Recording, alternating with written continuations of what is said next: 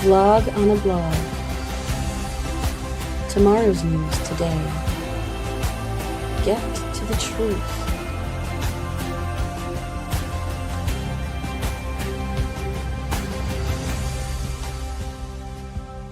Comment, subscribe, share. Visit us at yadaya.com.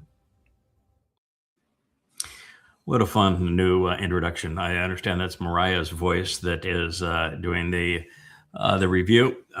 We have, I think it's better than yesterday's. It's still got one more tweak before we get it quite right.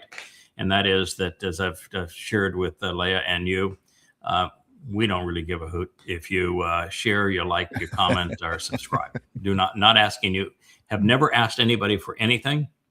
I've been doing this for 25 years. I'm not asking anybody for anything. If it's of interest to you enough that you want to do those things, then we would encourage you to do those things. But I'm not going to ask you to do them. And we're not trying to be popular. God's never been popular, and those who speak for him are not going to be popular. So there's no reason to pursue popularity. So the last panel is going to be listen, learn, and live. That works for you, then we have a lot to offer. So that's the last tweak in all of this. But I do like the feel of it, the look of it. And as you know, we're now doing a new one for the Yahweh vlog, and it's going to be quite different, and it's going to have about a 12-second intro that's going to be quite bold. It'll fry some minds, and then it's going to have a 60-second outro. I don't know, by the time you've listened to a long program, what's another 60 seconds, right?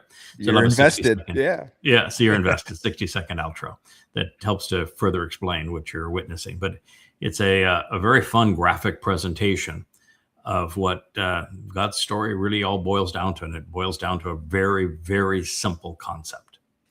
And that is that God went to all of this because it's lonely up there. And he wanted to have a son, one that he could help manage the universe, explore it with him, share it with him. And that exercise did not go according to plan in the garden. Adam didn't pass muster. But still, that's what God wants. And, being God has some perks that go along with being God. And one of those perks is that, you can deploy the resources to get what you want. But he couldn't do this one alone, because when a father is as infinitely superior to a son than Yahweh was from Adam, who later becomes Dod, that's just too intimidating. You're never going to get the sun to rise in the presence of such enormity. So God essentially decided that, well, I've got the time. It's time to me. I will deploy someone to raise my son. We won't just do it once. We'll do it a bunch of times. In fact, we can do it 6 times over 6,000 years. And I'll support my firstborn with a mother and father who will instill the right kind of values in him, the right kind of fortitude, tenacity, resilience, moral integrity. And that's exactly what God's done. And that is his story. That the rest of us who are covenant for that reason. Yeah. That we can all participate in that endeavor, but that is the endeavor. God wanted a son. Dod is his firstborn son, and we're here to deliver the kind of son that meets his expectations, that he can manage the universe with and explore it and share it with. And in this same token, share it with us, because the son that we are raising to fulfill God's objective is naturally going to be just like God. God wants to share the universe with him. We are raising him such that he's going to want to share the universe with us. Mhm. So Yeah. it kind of falls under your view of things. You say you're not altruistic. Well, this is one of those situations. We help God, and it helps us. Mhm. We get a Yeah. payback on Mhm. doing this, and it works out well for everybody. All deals do, right? Whenever there's, All good deals. That God cut a Mhm. really good deal here. It's Right. benefits everybody. You don't have Mhm. to worry about somebody cheating on a deal that's in everyone's benefit unless they just do not belong in any beneficial deal, which would be Mhm. most people. So that's the story we're going to tell. It's a bold story. It's a simple story. It is God's story. And it is all revolves around that.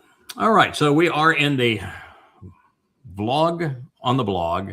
And our first image, because it comes up all the time in social media feeds, is those who worship Charlie Kirk. Charlie Kirk is their inspiration. He is the influencer of influencers. He's the guy that figured out how to make 50 mil a year playing the role of an influencer. Right. So play this and let's look what he did to earn 50 mil a year. What's he doing here? Take a look. Oh, those red hats. Ever seen those before? You know what those hats say on them? MAGA. MAGA. Trump. MAGA. So Trump yeah, 47. Trump 45 and 47 is on the white one, and MAGA is on the red one. He made a fortune promoting a rapist and pedophile who is demon possessed as Satan and is destroying the world. I'm going to tell you, that's not going to work out very well for him. He would have done well to have chosen a different career path. And if you think that is noble, worthwhile, impressive, you think that he has earned a special status in your country and with your God, then you don't have much of a God. Or much of a country, because Or much of a country. to promote that, to promote that kind of thing, to be about that marketing, it's disgusting. It really is. It is disgusting. It's reprehensible. To be among the 38% of Americans who are still MAGA and still support this piece of scum of scums, you are everything that is wrong with the world. Yeah. And we're not saying that from a libertard point of view. So you don't get to say, them damn Dems, they have Trump dementia syndrome. No, I am far more conservative, far more values oriented than any MAGA Republican. Far more. I say it out of a sense of, I know God. I know what he despises. This is what he despises. If you're a MAGA, that's what he despises. If you're a Christian, you are at the very heart of what he loathes. So I speak from the position of God. Yeah. Listen, learn, live. That is the way that we are communicating our message, and that's what God wants you to hear. Oh, this is just funny. I don't know, I will mention dinosaurs. Well, if you read the creation account, it does specifically. It refers to them as mighty reptiles. That is the term that God used, mighty reptiles. So you think that a mighty reptile might be a good description of a dinosaur?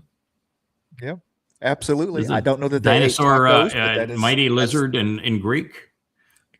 Yeah, terrible. Yeah, terrible lizard.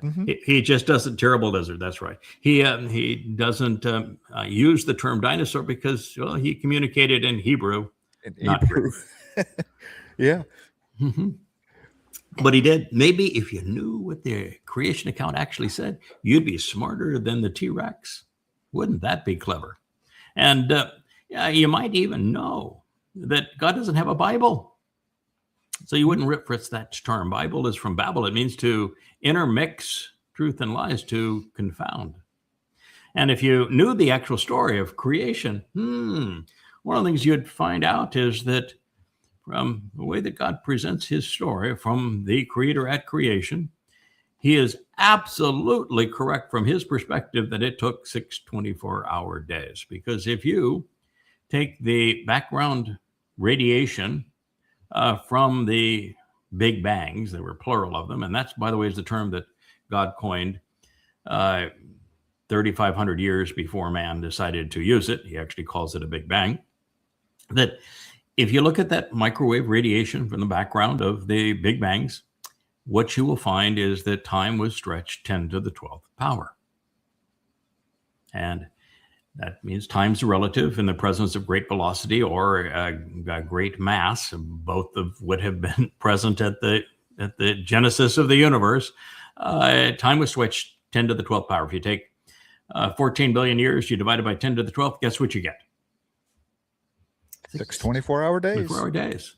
So, when your jaw comes up off the table and says, oh, boy, oh my God. Then, maybe you can go on from there. And then each of those 6 epochs from that point on, using the natural spiral, depict exactly what occurred during that particular epoch of time. And God has everything laid out in the proper order and the proper time.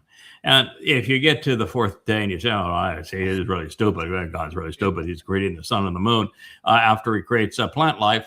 Then why don't you find the word create somewhere in the story? In fact, why don't you find the word for sun and the moon in the 4th day? Because you won't find the Hebrew word for sun and moon in the 4th day, nor will you find the word for create. The 4th day is prophetic. He is telling you that there will be 2 luminaries, 2 men, both Katan, both Gadol, both great from God's point of view. And one is the most important to God, and the other represents a diminished version of God.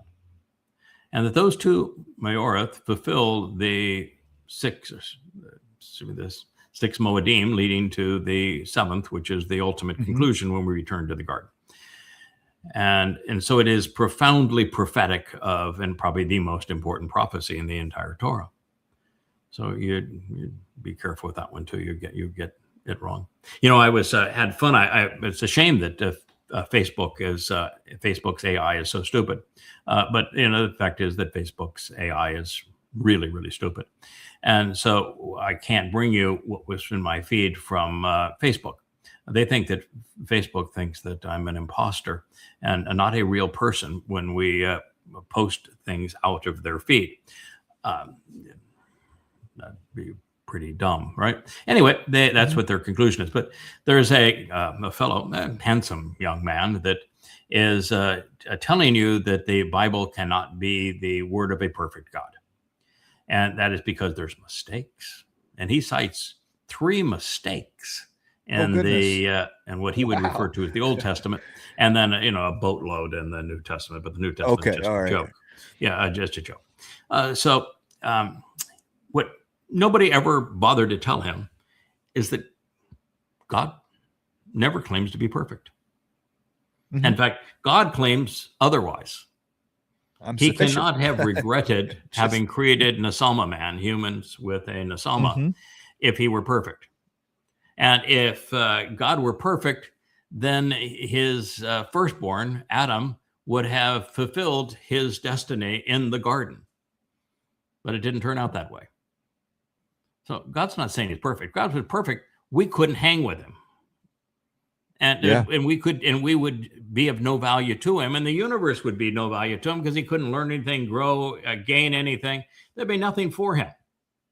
So perfect is just it's as stupid as omnipresent and omniscient and all of those kind of idiotic things that God is not and never claims to be. So he makes 2 mistakes before he gets going. But then he's got his 3 examples. He's so smart, so full of himself. And the first is he turns to 2 Samuel in the 24th chapter. Now, he's already in thick doo-doo and doesn't know it. And that is because the books of Samuel are all written in chronological order, depicting the events of that day, and they're really amazing in their precision and the accuracy as it relates to what we now know transpired at that time in those places. When it gets to the last 3 chapters, they're no longer a chronology. And the last chapter, in particular, the 24th, is this collection of things, of stories that Samuel did not report on. They are not part of his narrative. They are not chronological. They are, at the best, it would be, oh, I forgot to mention. Right. These are the Or 3 the things I appendix. forgot to mention. Let me throw them in here. That's the best you can say for them. The story, for example, of sending troops into Bethlehem, which was then occupied by the Philistines, to fetch a cup of water, and God saying that's blood, throw it out on the ground. It's not attested in any of the stories, and so it appears at the end in this summation, or not even a summation, but oops, I forgot to tell you. And then that really, really odd presentation where Dode calls for a census. And this is where this nitpick was, because in Chronicles, it has Satan inspiring Dode to call for the census. And allegedly in 2 Samuel 24, it has God inspiring Dode to call for the census. And the census was called because Dode at that point was a real jerk. I mean, he was really antagonistic. I could speak that way of my son. My son can be a jerk. He was a jerk. He turned against God. And so his deal was, okay, if God's not going to serve me and serve Israel anymore, let's count how many people we can bring to arms. And when I do the census of how many men we can arm, then, we can, God, we don't need you. Look at this. We got a big army. That was his mindset. But what 2 Samuel 24 says is that mindset didn't come from God. The frustration over it came from God. This, I want to take a census, it was written in the volitional mood. It was spoken in second person, so it was written in the imperative mood, which means that it was Dode who made that decision. It wasn't God who imposed it on him. And so Mr. Atheist, trying to find an error, doesn't know the moods, didn't know what was actually said, and the 2 accounts mesh beautifully, and that whether it was the adversary who was in Dode's ear at that point, since God was not, and made this proposal, then the text clearly says it was Dode's idea. All right, so that's one aspect of it. But the other aspect of it, and the reason that I think it doesn't appear in the regular chronology, is that God was not speaking to Dode at this time. And yet it presents a direct dialogue between Dode and God. And it has Yahweh presenting Dode 3 alternatives. A 7-year famine, a 3-year plague, or 3 months of him being on the lam, running away from people who would wish him ill. And obviously, if there was such a, there you are, you're going to get yourself all positioned in there. There you are with Kirk's picture of the old tree in the sea. All right, you comfortable in there? I am. I just gotta swap positions. You just keep going. I gotta swap positions here, so I'm looking the right way. Yeah, the old tree in the sea. All right. So if there were such an option, and this would be God's response to, you think you're such a big shot, then here's the consequence. And he gave those 3 options, and supposedly, and of course, Dode's not stupid. And he may have been at that point rebellious, but he wasn't stupid. In 3 months versus, a plague on Israel, and it's a 3-day plague on Israel, and 7-year famine. He's going to say, all right. I was on the run for 20 years in my youth. Yeah. I'll be on the run again with the heck for 3 months. Obviously, nothing's going to happen to me. So let's. It's woe is me. I made the mistake. I'll pay the price. But it has Dode saying I can't do the obvious one, and so God goes off and kills a bunch of Israelis. That's what's presented in there, and so the second issue was that Chronicles says 3 years, and in Samuel it's written as 7 years, and since they're not the same, they're not perfect, and therefore you need to throw away the book that God's not perfect, and therefore it's trash. Now, do you know how much of Chronicles was retained in the Dead Sea Scrolls? No. 2 lines, 2 verses. Okay. So guess what you're not going to ever do? You're never going to look up Chronicles and say, gee, I think I want to find out what that actually says in the Dead Sea Scrolls. Right. Yeah, Right. the issue with Chronicles is that Chronicles is not a contemporary piece. Chronicles was written, Samuel was written by Samuel concurrently. So back prior to 3000 which would be back prior to 1000 BCE. Chronicles was probably scribed somewhere around 400 or 500 BCE. Wow. Yeah. Huge difference between the books, and so the contemporary recording of events is always valued over named. We know the author. He speaks in first person. He is a major player in God's story, and he tells the story that he lived versus somebody 600 years, 700 years after him, who even misspells Doe's name. The most D-O-W-Y-Ds, the overwhelming preponderance of them show up in Chronicles. And so the Essenes who were copying these texts and saying, oh, that's a really long book. And we have a really older, more credible version. So we have lots and lots from Samuel, but we have just the 2 lines from Chronicles. So if the person writing Chronicles miswrote 3 versus 7 on a 1 to 10 scale of hand copying text, that is a 0.001 issue to cast your law 10. And then this particular guy then goes on to say that, and there are 2 creation accounts. In the second creation account, man is created before plants and animals, and it doesn't say that at all. What it says is that the first has a chronological presentation of creation, and it is accurate in even in time. And then the second is that now I'm going to focus on man, because all of this was created for Nesama man. And it says that that the earth did not have a Nesama man to work it.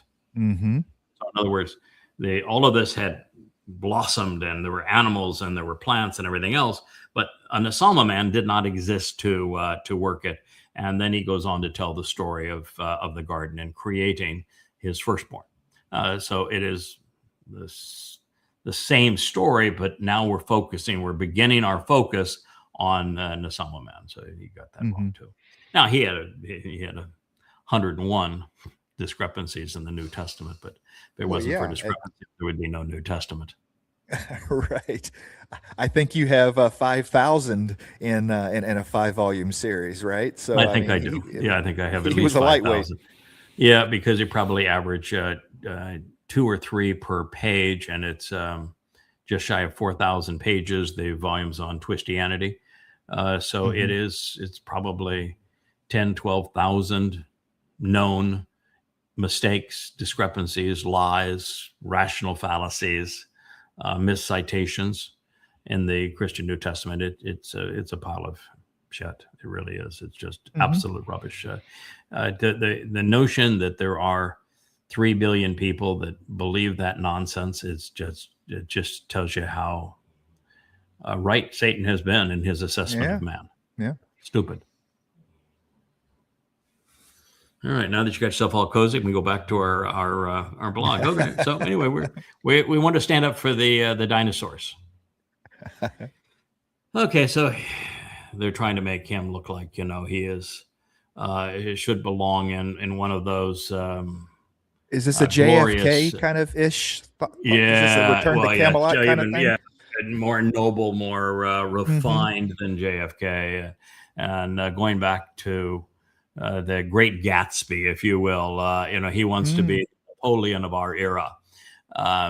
No, he's a piece of shit, and the future does not belong to him or to patriots or to globalists. The future belongs to the covenant. Period. End of story. He and everybody else who believes as you do with this picture of this piece of shit are going to be dead within the next 7 years, without exception. Well, not everyone's going to be dead, because we're going to be sending a whole lot of pieces of shit like this, and maybe even the person who promoted it, to Sheol, where you get live forever. I don't think they have Forever. They don't have what? Have what? You cut out. No, I don't think you're going to be able to order up look in the catalog and say, I'd like that comfy chair. And please, a nice suit would be good for me too. And I want some dramatic lighting. Get a photographer in here. We'll get her a really nice. No light in Sheol, right? That is not life in Sheol, and that's where he's headed.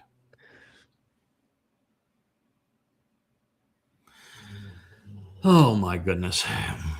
Blessed are those who have not seen and yet believed.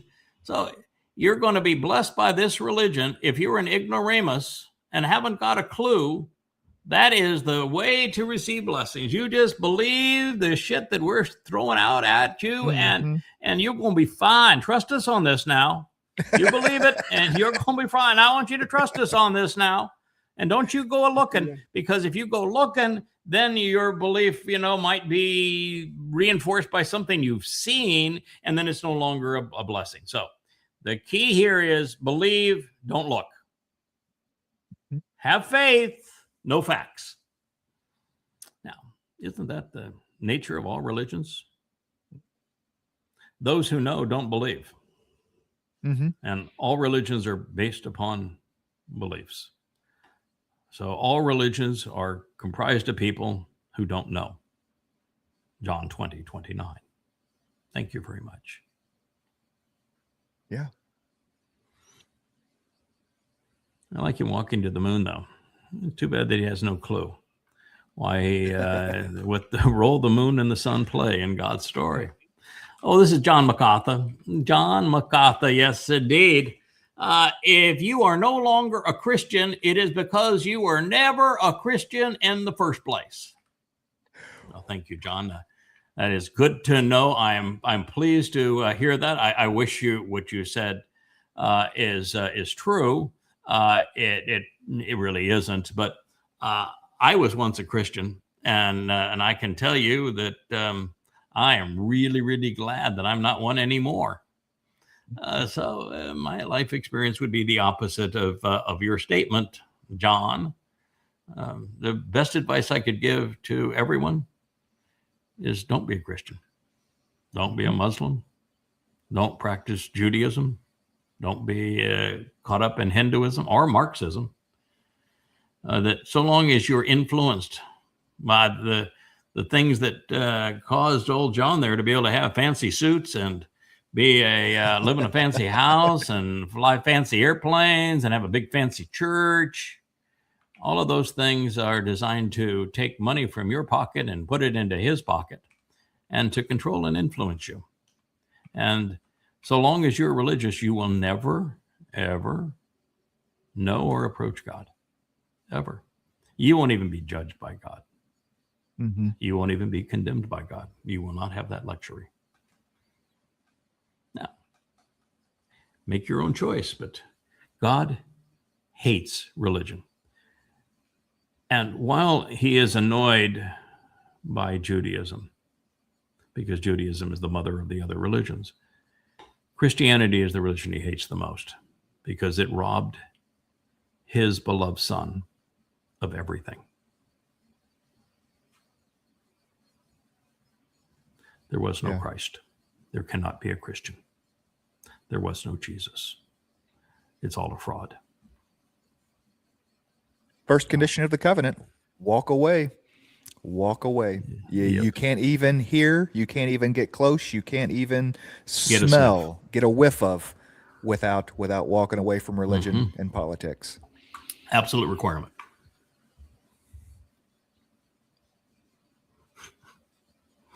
There are 4,200 religions in the world. Not 4,300. No, 4,200. I bet this person has counted them all. This is Mr. or Mrs. Christian Tweets. They are a blue check from X, and they are here to tell you there are 4,200 religions in the world. Truth be known, there are probably a billion religions in the world. I mean, every religion is a conspiracy that becomes a cult, and a few of those cults become popular enough to be known as religions. Right now, there is some dude in a cave somewhere in. If you took all time, there'd be a billion of these things. If in all places and all time, be a billion of them. If you're dealing with just our time and the categorization of what actually is perceived to be a religion and has moved out of the conspiracy and cult world, there'd be 100 of them.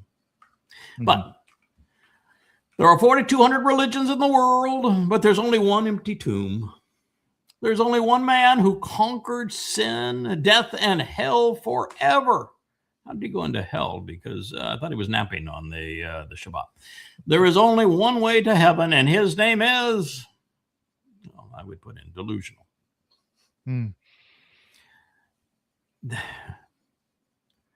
Jesus never existed. God has never been and will never be a man. God cannot be killed.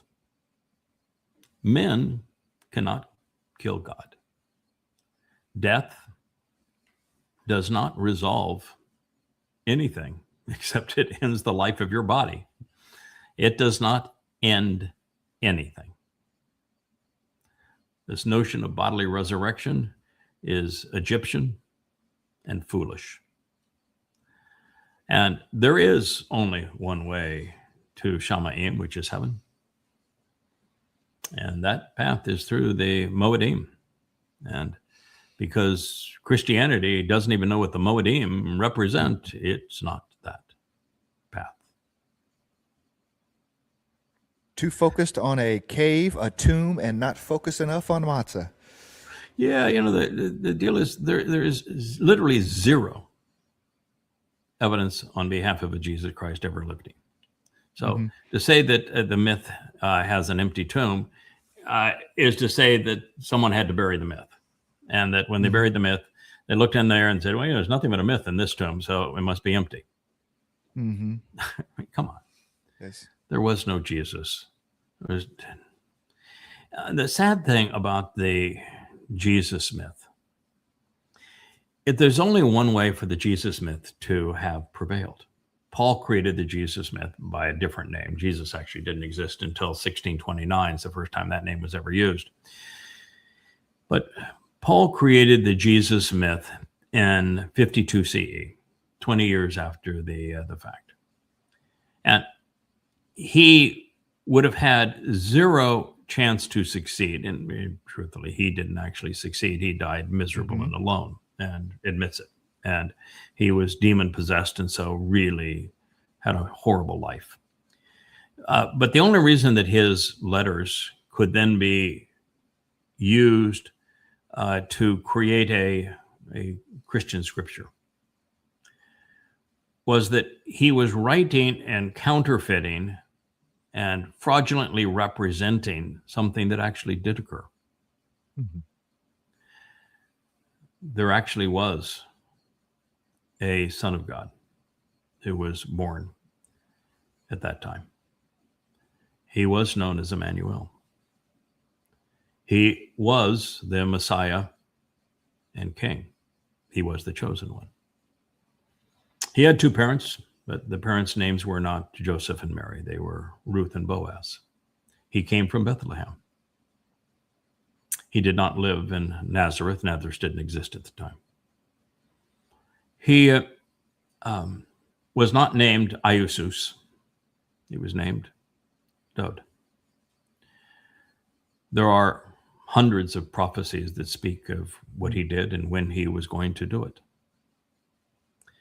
He was indeed crucified, and it was on Passover in year 4000, yeah. And right above the mercy seat of the Aaron Bereth was called the Ark of the Covenant. And beside his father, who was the bull, who made his sacrifice acceptable. And the Romans did actually convict him. And it was his father that put the Romans up to it. And his father put the Romans up to it by inciting the Jewish religious leaders. Because his son was indeed the king, not only of Yisrael and Yehudah, and not only this was that city named after him, the city of Dowd. Not only was his son the Messiah and the very Son of God, his son is coming back as the King of the universe. And he will take out the legacy of Rome. Well, the legacy of Rome will be taken out before he even arrives. Now, that would be treason to Rome. The myth of Jesus didn't do anything that would ever cause Rome to crucify him. Nothing. It'd be stupid. But if, and it wasn't an if, Boaz, as his father, incited the Romans to crucify him by inciting the Jewish religious leaders to rebel against this idea that there he was, this Dowd, former and returning king of Israel, the chosen one, the Messiah. And just as he had foretold, he was there to serve as the Passover lamb. Oh, they went apeshit. Yeah. They had to be explaining it the whole time. Yeah. Made such a ruckus that Rome said, well, then we're going to crucify this. This is a genuine threat to us. And by the way, you're going to go too, because you obviously are promoting him and this role. And it had to be orchestrated. So it not only happened on Passover, it had to happen exactly at that spot on Passover. Now imagine inciting the despicable Romans to crucify your son. Yeah. I mean, talk about a big ask from God, but that's what it required. And so everything that you hear, the idea that there was a disciple named, they think it was Peter, but it was Shimon, another one named Jacob, another one named Yochanan. They weren't disciples, they were his brothers. There really was a Jerusalem summit, and Paul really was called over the coals because of it, because everything he said was a lie. And there really were Ebonim that recorded the Sermon on the Mount was delivered by Dowd, and the Olivet Discourse delivered by Dowd. And so what he was writing, what Paul was writing about was just a fraudulent name put on the reality of what Dowd had done. And then you might say, well, then it just changed the name and you got the story. No, because everything that Paul then extrapolated from that was untrue. It was pure babble. We'll start with the truth, and then I will rename it such that it becomes a despicable counterfeit and lie. He was not God. He was God's firstborn. It wasn't a random death. His death was on Passover as the lamb.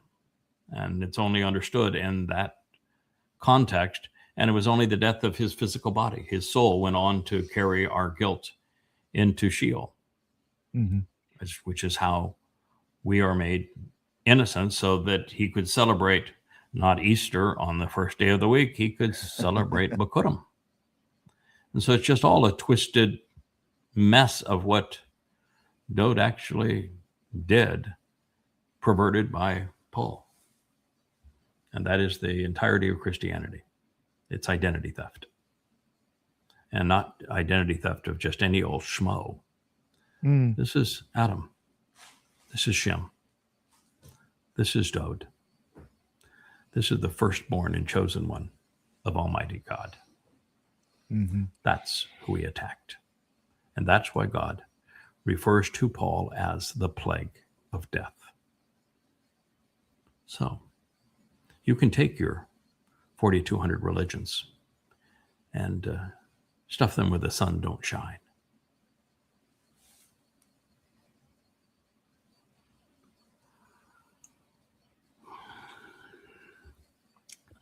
The Iran army trolling Donald Trump. The only ones talking about it, really. Yeah, they are more than anyone. The Epstein files. Donald Trump was Jeffrey Epstein's closest pal for 15 years. They were sexual predators together. They both raped little girls. They were both pedophiles. They were both criminals in the cover-up of their crime. These facts are not in dispute. Donald Trump has done everything he can to obscure the evidence, to deny the evidence. And since the evidence is ubiquitous, the only way he can do that is to control the Department of Justice, and they haven't released the majority of the files, and they have redacted the worst of the files. And to keep people from screaming, you need to release them. You sexual predator, you. He starts wars. He goes off and kills people. The Iranians know that this war against them has nothing to do with anything other than Donald Trump trying to hide from the Epstein files. Take that and shove it, MAGA. The Iranians are smarter than you and more moral. And it's just a list of crimes he's done trying to obscure from them. I mean, Venezuela didn't last long enough. There wasn't then we run out of narco boats to bomb, and to keep on the, and commit crimes by killing, people in boats in the Caribbean, right? Greenland wasn't enough of a distraction that made him look too stupid. Claiming that he had the peace board for Gaza wasn't working out very well. And so that didn't work. The resorts in Gaza didn't work. Moving the Fakistinians into the Sinai didn't work. I'm going to end the war with Russia in 2 weeks didn't work, or one day. Didn't work. His lecture against Zelensky and not wearing a suit and I'm abandoning Zelensky lasted one day, and then he had to play a different game, and nothing works for him. Nothing. The ballroom, we tear off the ballroom. The White House. The reflecting pool.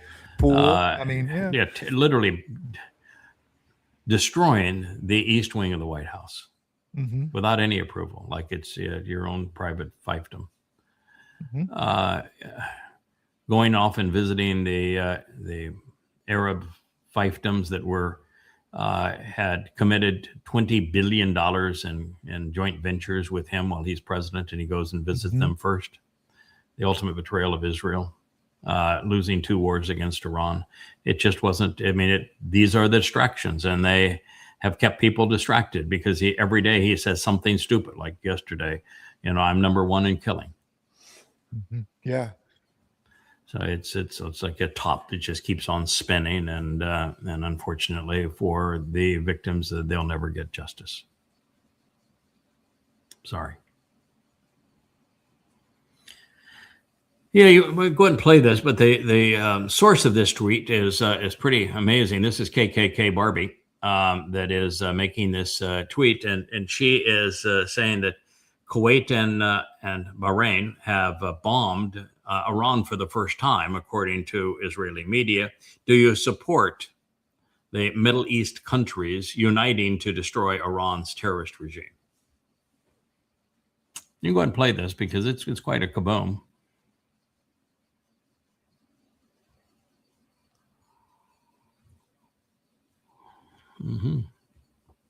Lovely.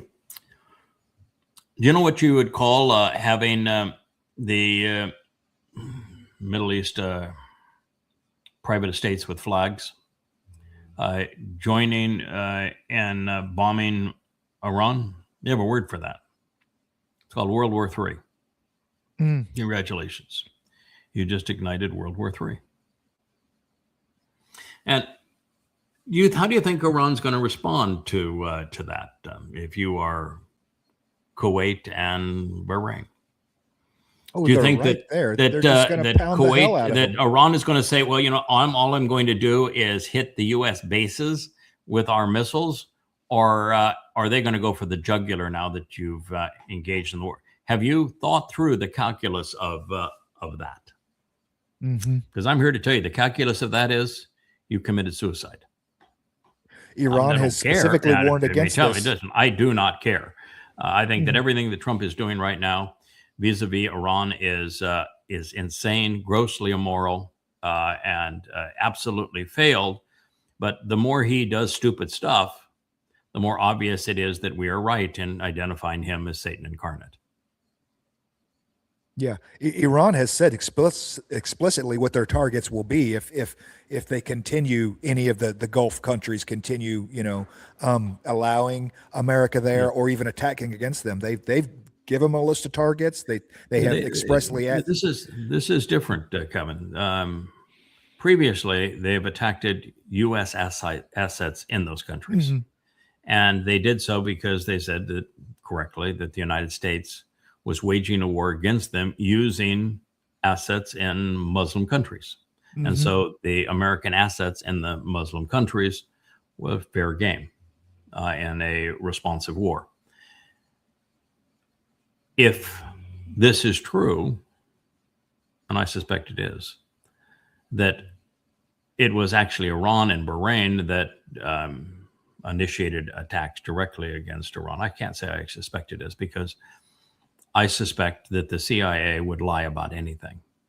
And to create the illusion of somebody supports Donald Trump, they would fly missions out of both places and attribute those missions to Kuwait and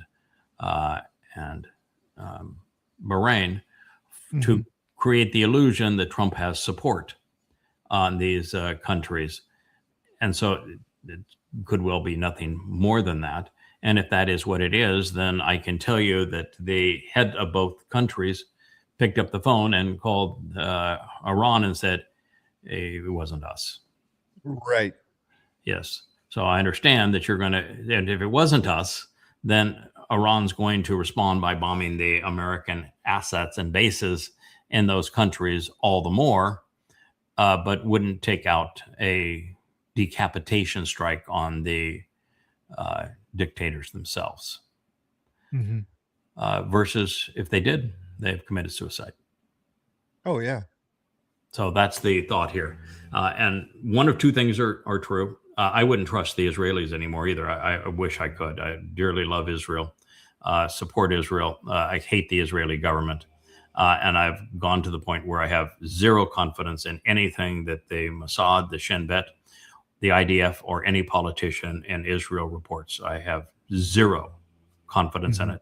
So if it's a report out of Israel, at one time that was the gold standard, and now it isn't. So it also could be Israel trying to get countries to join in. But the only country that Israel has been able to co-opt thus far is not one of these two. So that does suggest that Israel is lying, and that the CIA and Trump are lying, and that KKK Barbie is lying, and that's UAE. That's been the only one they've been able to co-opt. And that wasn't the one that responded. So and the most vulnerable of these countries happens to be Kuwait. I just don't see it. Bahrain has been because of the Fifth Fleet, has been the most attacked by Iran, but there's just nothing left for them to defend in terms of American interests. But boy, do we have a mess. Mm-hmm. Oh my. Do you hear the latest is that evidently there are those who are close to Trump who are reporting that he is now bragging that he's going to take Krog Island and that he's going to marshal an invasion. That Satan has gotten so spun up that Iran isn't obeying his every wish. You know how Satan gets. Mm-hmm. That he does want to destroy them and he wants to invade them. Again, while it is the wrong decision, I would actually say that him doing so is in the best interest of the world, because it will further destroy any illusion that Trump is anything other than Satan, mm-hmm. and that the United States is anything other than a force for the destruction of the world. So it makes what we know to be true even more undeniable. So you hate to wish ill on anyone, but in this particular case, we only have 7 years left, and the sooner people mm-hmm. wake up, the better. So might as well pull off the veil, pull off the mask, be who you are, and let the pieces fall where they may. And those who are going to reject him, they can come and listen. We have a story to tell. Yeah. Yeah, there was a lot of talk last night and yesterday about the bombings of Mashallah province, two railroad bridges that connect Iran to China and Russia through the north there were taken out, and that is exactly where the procession was for the Ayatollah's body at the time as well, was in that province, and so that isn't reckless. That is so provocative. Mm-hmm. It's the West with the Ukraine war, proxy war against Russia, has come to recognize that there is no red line that Putin will reject to respond to having crossed. That you can mm-hmm. continue to mm-hmm. punch Russia in the jaw, and Putin will just sit there and take it like a stupid idiot. And so they just keep on upping the ante against Russia. Europe does. This almost seems like the same taunt by mm-hmm. the most egomaniacal forces behind American policy, who desperately want a war against China and Russia because they want to confiscate their assets. I mean, the whole purpose of the proxy war of Ukraine against Russia was so that these oligarchs mm-hmm. and the West could confiscate and control Russian assets, and they want to do the same thing with the Chinese assets. And so to bring Russia and China into this war where they're not going to die, it's not their sons that are laying their lives mm-hmm. on the ground, and the more there is war, the more money they make, even if it destroys the world. So this is so provocative that it speaks of the powers that be in the United States are actually trying to incite World War III, thinking they'll profit from it. Mm. It's gut-wrenching, isn't it? It's sick. It's sick. It's just sick. And again, Russia and China don't want America to fall precipitously. They mm-hmm. know America's over. Everybody that can think knows America's over. It's over. I mean, Trump has destroyed it. America's economy, its debt, it's not sustainable. The petrodollar is done. America's reserve currency is over. America is never going to have any prestige in the world again. I mean, mm-hmm. it literally has been destroyed. And so what China and Russia aren't sitting there pounding their chest saying, we won, we won, we won. Mm-mm. Because what they have done is they have built economies uh, to survive doing business with America. So if America just pulled out of the picture immediately, both countries would be just fine economically. It would, if there was actually a economic war between China, Russia, and the United States would shrivel up and die. But those other countries have essentially no effect on them. But if America goes bankrupt precipitously and takes Canada, Mexico, and parts of Europe with it, then it is devastating for China, not as much for Russia, but it's devastating for China because they don't have enough external market to make up for all of that. And it would be chaos even in China. Total chaos in America, of course, and in Europe. But it's not something that China could deal with. They know that's where the world is headed. They know America will be completely bankrupt within 10 years. And they think probably 5 years, but they don't want it to be next year. So they're trying to slow roll America's financial collapse. And so that's some of the reasons they don't respond when America does these provocations. And then those in the West say, see, they didn't respond. We can push it further. Yeah, death throes of an empire. I mean, it's just going to lash out any place it can lash out as things continue to get worse and worse and worse. Where the best thing to do is step back and hit them with a trank gun to calm them down a little bit so that they die nice, peacefully and slowly and not tear up everything not so around violently. them. Russia doesn't want World War III. They just don't. They want to sell cheap gas. But America and Trump do, and so it's really tough living in a world where you have Satan with his finger on a nuclear holocaust, acting like Satan. The wreck of that NATO summit with the Donald Trump, it's just like you were watching events in hell. It's just there's no part of it that can be explained in terms of a normal world or a normal human being. And it's so chaotic, so egomaniacal, so destructive, so demonic, so deceitful. That is what we're witnessing now in Iran. He's been spun up, and the MAGAs are spun up with him. Look at this. Yeah. KKK Barbie. Yay, Donald. How are they ever going to get people to be behind Kharg Island? I mean, that is going to go so bad, so fast that everybody knows it's a bad idea. I mean, right? Really? Everybody? There's no question that America has the military wherewithal to occupy Kharg Island. I don't know if anybody's done the statistics on how many Americans would die in the process, but we can occupy. We, the Americans, can occupy Kharg Island. What they can't do is hold it. Right. Because if you try to stay there, you're going to be pounded with artillery and with drones and with missiles. And so that means that you would have to then go inland and hold the ridgeline. But that ridgeline would cost you a lot of men.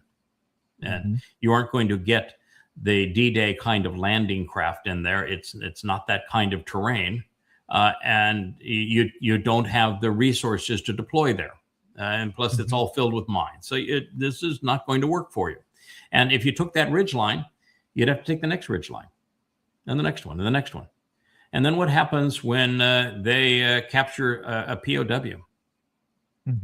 And what happens when the consequence of this is thousands of American lives for a war that America doesn't want? What happens? He has put himself in a position with his second attack on Iran that he cannot get out of. That the only solution was surrender. $325 billion in reparations and released funds, total release of all sanctions, and granting Iran control over the Strait of Hormuz. Those were the terms of the surrender document. So he was already in that spot. He invades. The consequence is 1,000 times worse. Mm-hmm.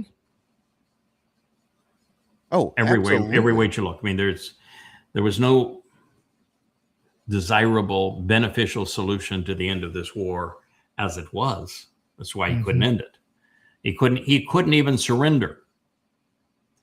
And now, if he goes that next step, and he's crazy enough to do it, then we're done.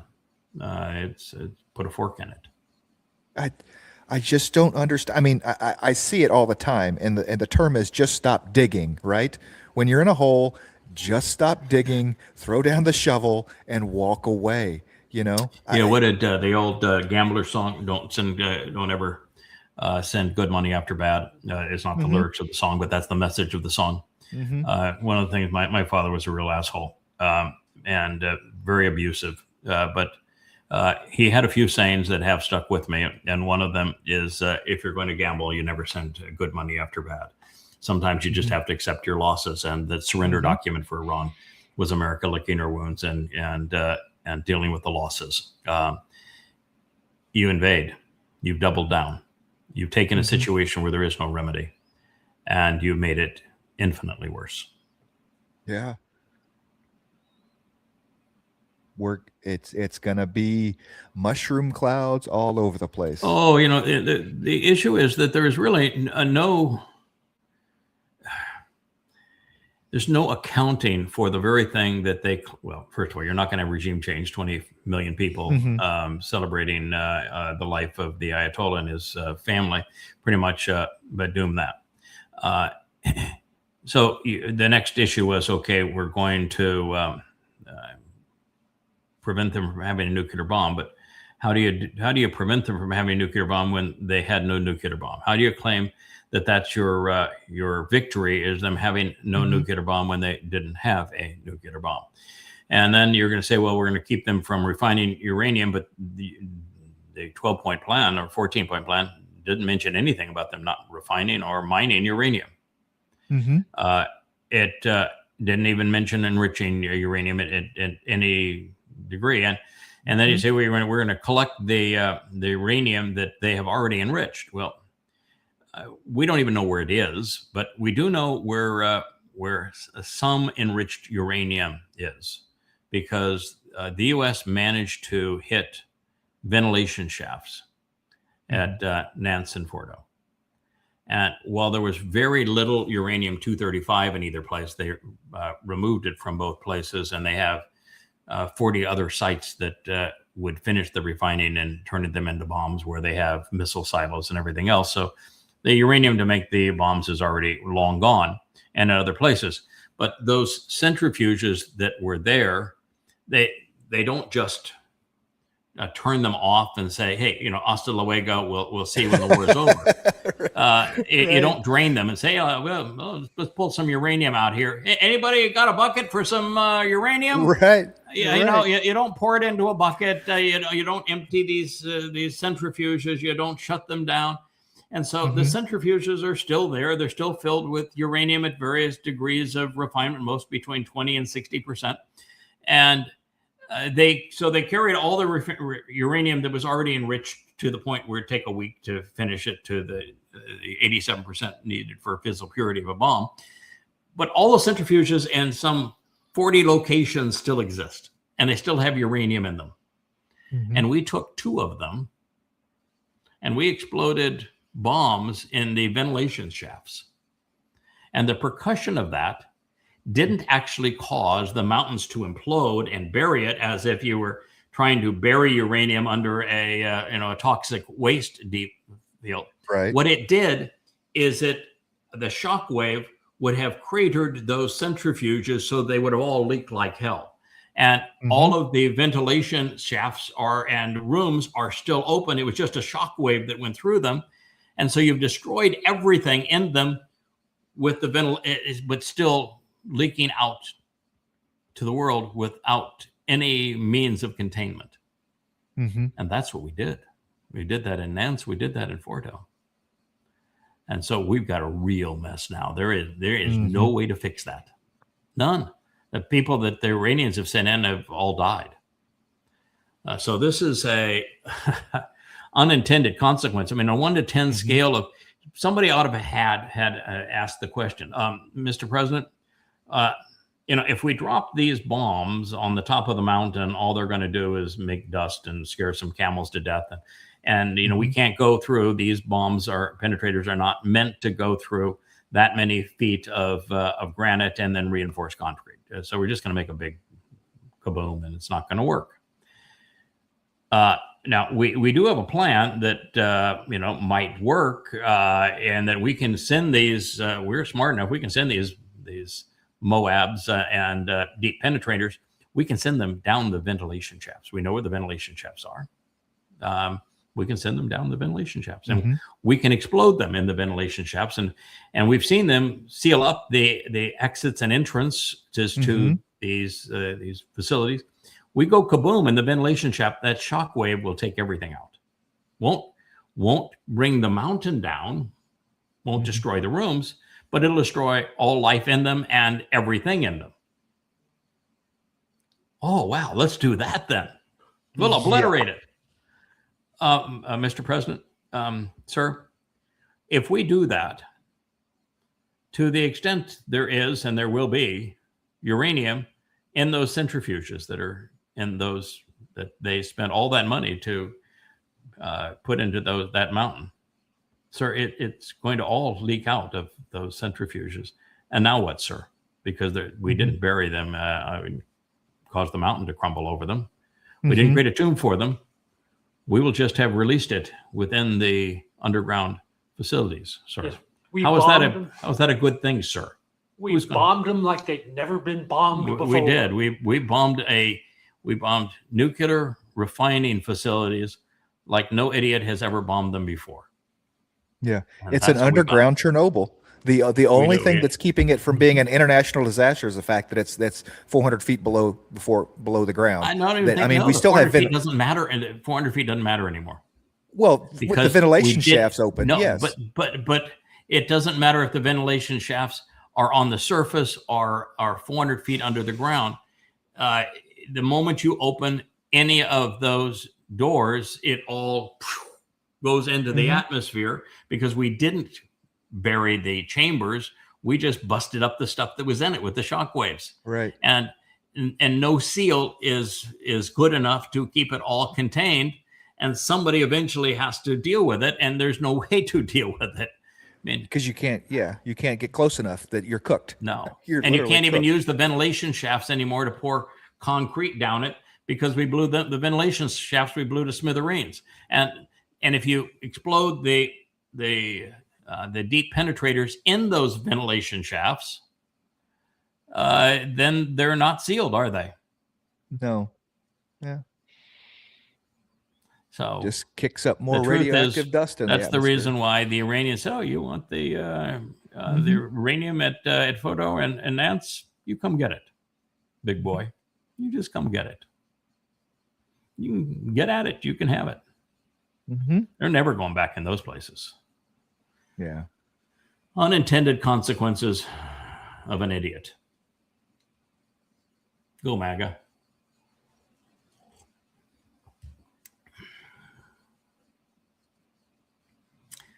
It says funny how the Epstein files just vanished from the headlines.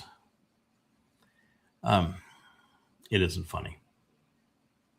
The world is literally being destroyed over the failure to expose the scum that enabled this predator. And by the way, it's far more than Donald Trump. Donald Trump is just the number one enabler.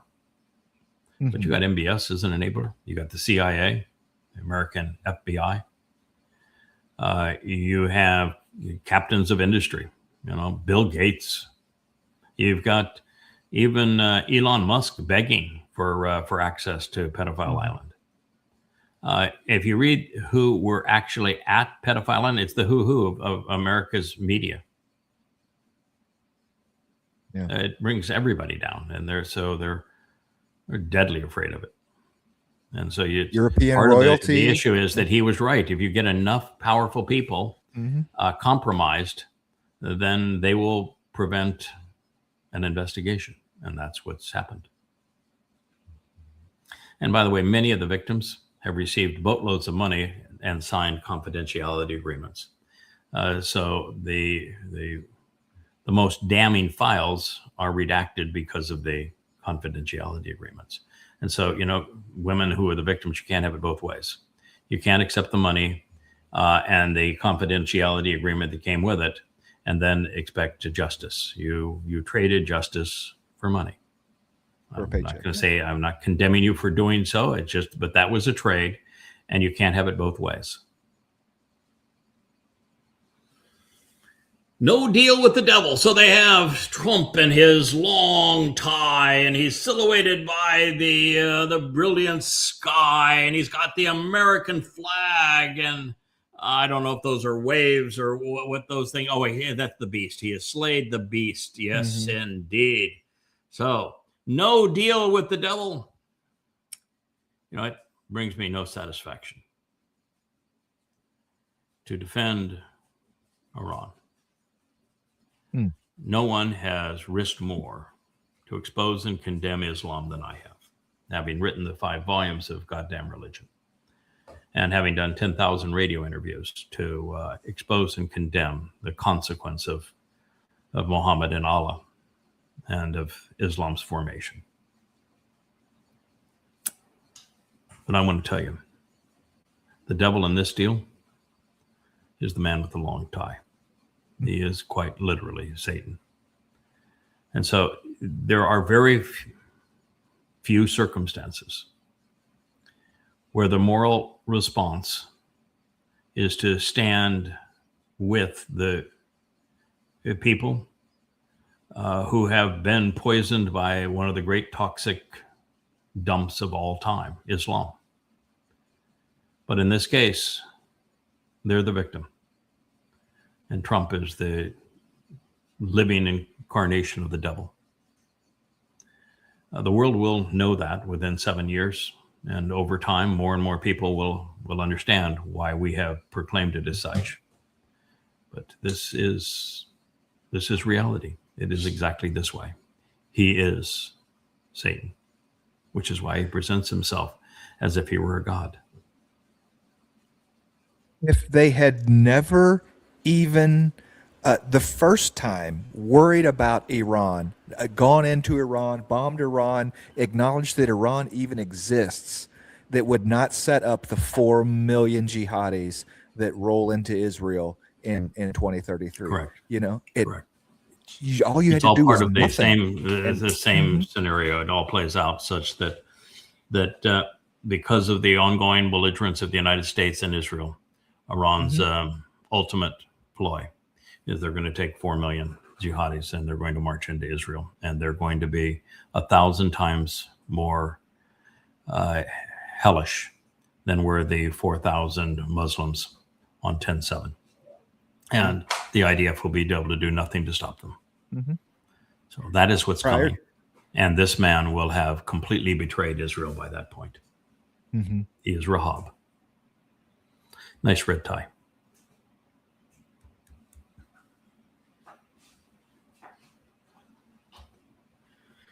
Well, these are just the books of the Yada Yah series. There's 9 of them. There's another 3 that are called An Introduction to God, another 5 that are called Observations. There are 3 currently, and I've actually written 6 that are coming home. There are, and these books, by the way, average about 650, 700 pages, some as much as 825 pages, and they're all free. They're all based upon my translations of the oldest manuscripts available and then analysis of them. And there's another series called Babel that proves that Judaism is false, of 3 books. There's one that is 5 volumes long of Twistianity that proves the New Testament is false, and 5 volumes called Goddamn Religion that prove that the Quran is false, while proving that the Torah and the prophets are true. Nothing like this has ever happened in all of human history. All total about 30,000 pages of analysis, and it's all free. This is the library that can save your soul. I would dare say it's the only library capable of saving your soul. And it was designed and inspired for exactly that purpose. And we've made it easier maybe than we should. You don't even have to read anymore. You can go to the site, click on the books, and they will talk to you. And they will talk to you in a series of very entertaining voices. And you don't even have to turn the page. They will turn the page for you. You don't even keep track of where you are. And on that page, they'll highlight what is being read to you. All of it. They'll even keep track where you were the last time you were in that book.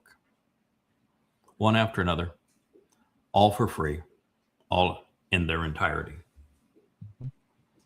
Absolute proof that Christianity is a lie. Absolute proof that Islam is a lie. Absolute proof that Judaism is a lie. And absolute proof that the Torah, prophets, and Psalms are true, and that Yahweh is God, and that Dowd is his beloved son. I would encourage you to go to yadayah.com. Your call, your soul. How's that go? Listen, learn, live. Listen, learn, live. That is the byline.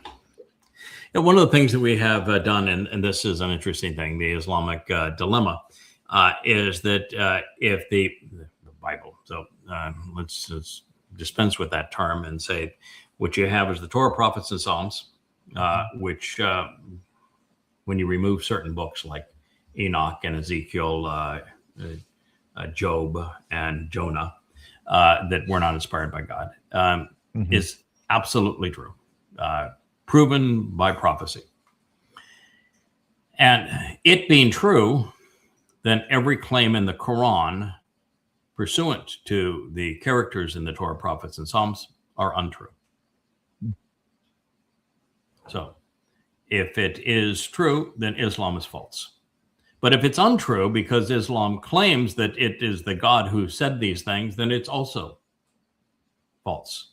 And the very fact that its rendition of the same stories is grossly perverted to the point of being laughable on a book that didn't appear until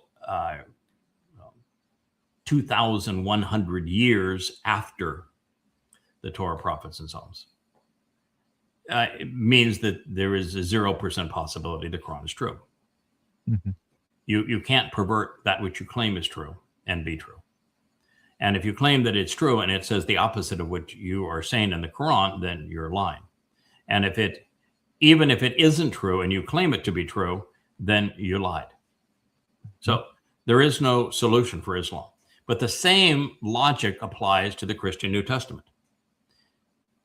That it is totally reliant on the Torah, prophets, and Psalms being true, because it gives it the religion 100% of its credibility. The religion has no credibility whatsoever apart from the Torah, prophets, and Psalms. It doesn't even have any prophets. The same thing is true with the Quran. It has no prophet without the Torah, prophets, and Psalms. It has no God without the Torah, prophets, and Psalms. It has no basis for existence without the Torah, prophets, and Psalms. And yet both the New Testament and the Quran are the antithesis of the Torah, prophets, and Psalms. They contradict it and pervert it in every possible way.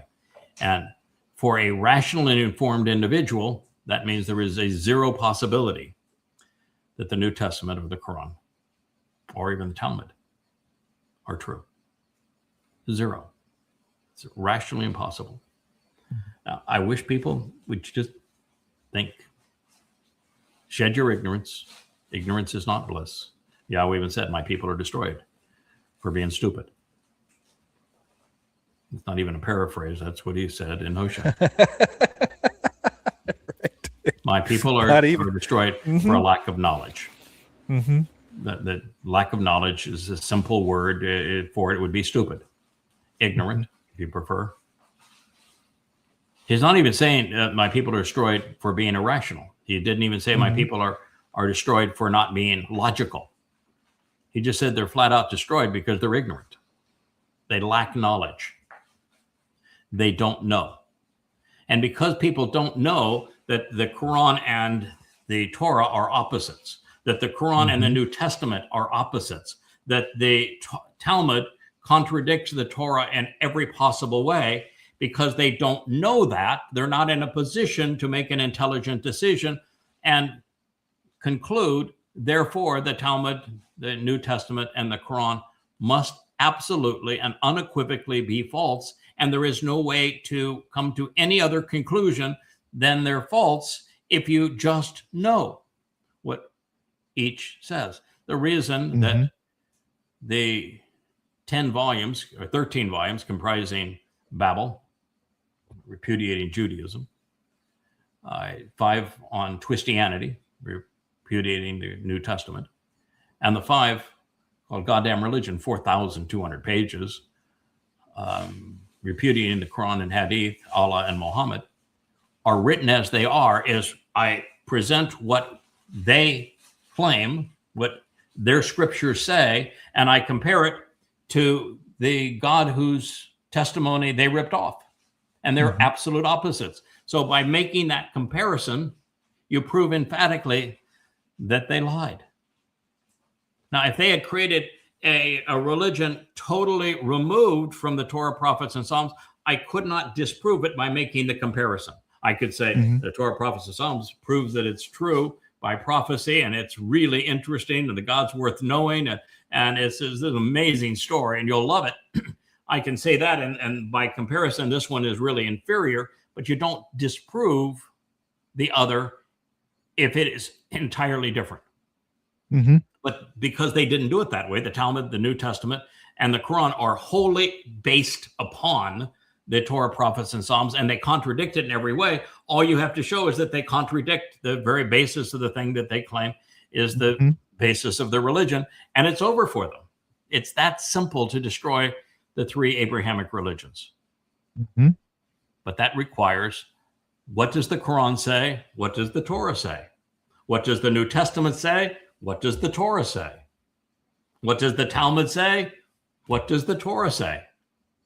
Unless you know both, you can't refute these 3 religions, and you live in ignorance. My people are destroyed because they're ignorant. The same guy that got the rabbis all riled up in 33 CE, huh? with the same argument. He is that same. He hadn't changed much, has he? Right. God says, I like this guy. I like this guy. Right. Yeah, this guy's got something for you. Yeah. He is a rabble rouser. That's one of the things that's so interesting Na'ar, about Na'ar. That word. He's a rabble rouser. He is a the guy that that is constantly saying, no, you are all wrong, and get away from what's right. I want to get rid of your muck. Yeah, it fits the personality, and it fits God's personality. And it's the attitude that Twistianity, Goddamn Religion, and Babel were written. Yeah, even the word Na'ar doesn't have a nice sound to it. There are some words in Hebrew that it's like, yada, olam, they just run off the tongue, and they're nice, warm word. Na'ar is not a warm word. Na'ar is get away. The Na'ar and the Na'ara are God's implements. He loves them. He loves Na'ar. It's just like Shazak. Shazak is not a nice sounding word, because it's rough, it's bold, it's blunt, it's forceful. That's the way God likes it. So these non-tepid words, these non-humble and meek words, and people are the ones that God favors. He likes the Na'ar. He loves the Na'ar. When he sent the witnesses along with Abraham and Yishak to do the dress rehearsal to the fulfillment of the spring Moedim. The 2 fellows were Na'ar. Na'ar is everything we learn about Ruth and Boaz pertain and circle around the Na'ar. They're essential to God's story. And the presentation of the Choder, he is a Na'ar. He's not just a Na'ar, he's a Na'ar Katan. A double dose of God's terms. Yeah.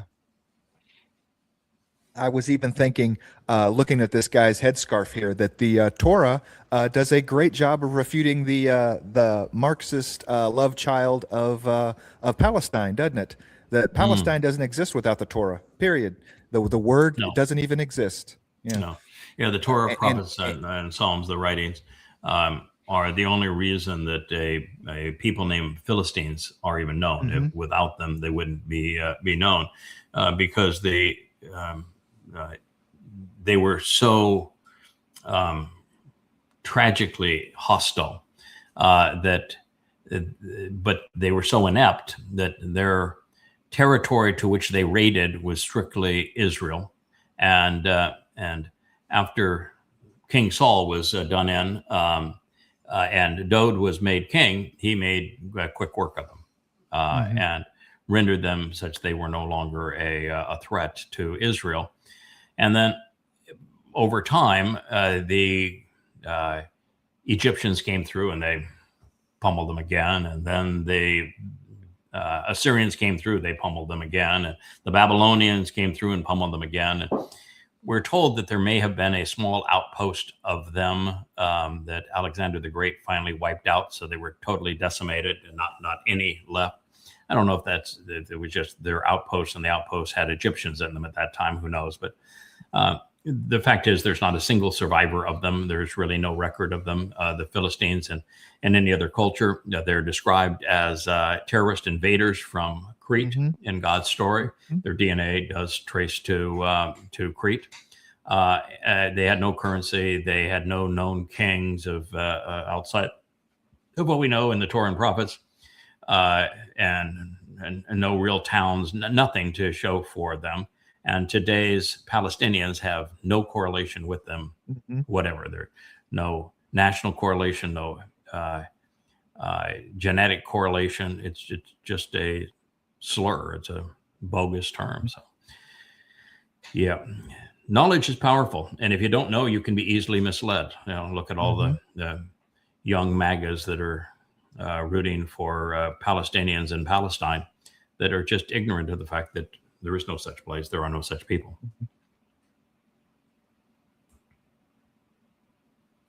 Yes. Shitticus Maximus. There he is. Mr. Babylon. It's one of the great disappointments, I think, in this job, is with as many people who have been desirous of being the first to identify the so-called Antichrist, and the concern over this Antichrist figure and eschatology and among Christians. Mhm. And you figure out who he is and you prove it. And then you write entire books that validate it. That Time of Trouble, the ninth volume of Yes, Yada sir. Yada, Mhm. proves it, yeah, overwhelmingly. And we've done a whole series of shows on it. We've written songs on it to expose this. And the world yawns. And yet every day he validates that the prophets were right. Of course, the prophets are right. They've always been right. They've never been wrong. Mhm. He is Mr. Babylon. He is Rahab. He is Satan incarnate. He's the great betrayer of not just Israel, but of the world. He is Shitticus Maximus. It's Donald Trump. He is instigating the Fourth Reich, and it's going to be shorter lived than was the Third Reich. He's got 7 years. That's it. And then he's into hell.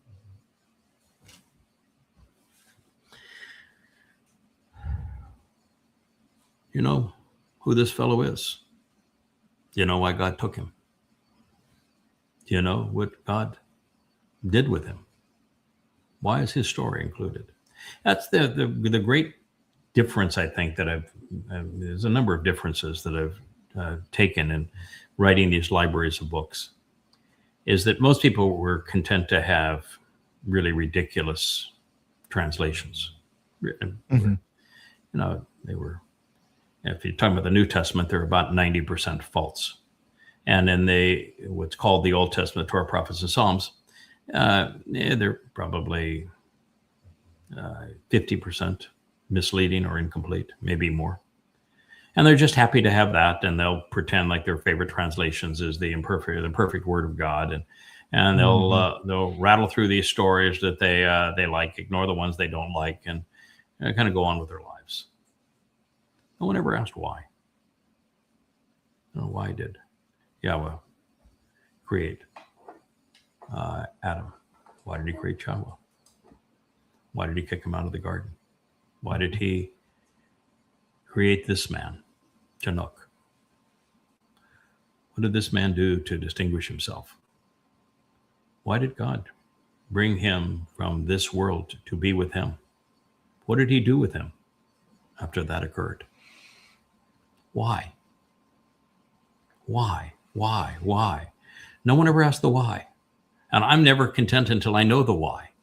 Now, I told you that into this program, I have spent a day now pursuing why they are used in so many of these profoundly important places, including Isaiah 11, which is the textbook, the preeminent chapter on how to be a choder.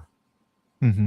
And why is Catan used there? And why is Catan the essence of the first prophecy? And why are these things so interlocked and interlaced together? It's always, I gotta know the why. Mm-hmm. People don't want to know the why. I was asked to leave the room because I couldn't quit asking the why. Yeah. But the why is the interesting story. And if you don't know the why, what purpose is the story? Why did God take Chanuk to be with him? Mm-hmm. And then what did he do with him? What's the why? And if you don't know the why, then you're never going to figure out who you are, why you exist, or how to know God. Mm-hmm. You've got to use your Nasama to question things and to strive to figure them out. He turns out to be one of the two most interesting men in the world. And not just the world today, the world since recorded history began 6,000 years ago. His name means trained, prepared, and deployed. Might give you a clue. Mm-hmm. And then reverse it and add some water. Yeah, reverse the name, and you've got Noach, and it's just Noach's name with a whole mass of water, and then you got actually, Noach's name is Chanuk's name, slimmed down, and then the reversed order. Noach's name is just 2 letters long, and it happens to be the 2 letters that start Chanuk's name. They are the same person, and it's only when you know that the same person you have any clue as to who Noach was and what Noach was doing, and why Noach had a son named Shem, and why they were there at the fulfillment of the covenant with Abraham and Yishak, and how it was Noach that told Shem, one day, son, that's going to be you. You are that lamb being offered by God. Mm-hmm. Well, one day that's you. I want you to remember this day. All right. So, obviously, that is a more handsome version of me with my lovely wife, and we really are right there in the heart of God's story. And you don't think so? Go to yadayada.com. All the books are free. Come to have an appreciation for what the purpose of this couple is. And I think you'd be stunned how really simple God's story is. And it really doesn't get any more complicated than God was lonely. Mm-hmm. And God was in quite a fix himself. He's not perfect. He was lonely. And there was nothing for God to do. Really, it gets just down to that. And the only way that a infinite being remains infinite is to constantly grow. And so the whole idea of creating the universe, conceiving life, and authoring, inspiring the Torah, was in support of what God wanted to resolve that in a very favorable way. He wanted a son to share it with. If he can share the management of the universe, explore the universe with his beloved son, and enjoy the universe, life, and everything that he created in this universe with his son, then he's not lonely. He has someone to share everything that he is done with, and someone to enjoy his, witnessing what he can do with his life. And that's the purpose of Adam. It just didn't work out, not in the garden. But, as I said, there's an advantage of being God. You have all the time you need to fix a problem. And you got all the resources you need to resolve the problem. And God just figured out a really clever way to resolve the problem of Dode not measuring up in the garden. He needed a mom and a dad. This is his mom and his dad. And we've been his mom and dad for a very long time. And our role, even when we're not physically his parents, is to serve as his parents. And we've been doing that for 6,000 years. And we're about done.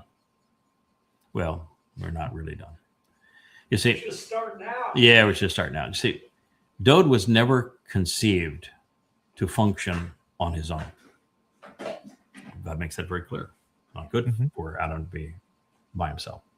So Dode is not made to work on his own, ever. He just doesn't function on his own. You see Dode when he had crappy parents at the beginning of his the life that most people know, where he was the shepherd boy that became king. It was a rough go. He had crappy parents and he did not function well. He did a lot of bad stuff. And it wasn't until God inserted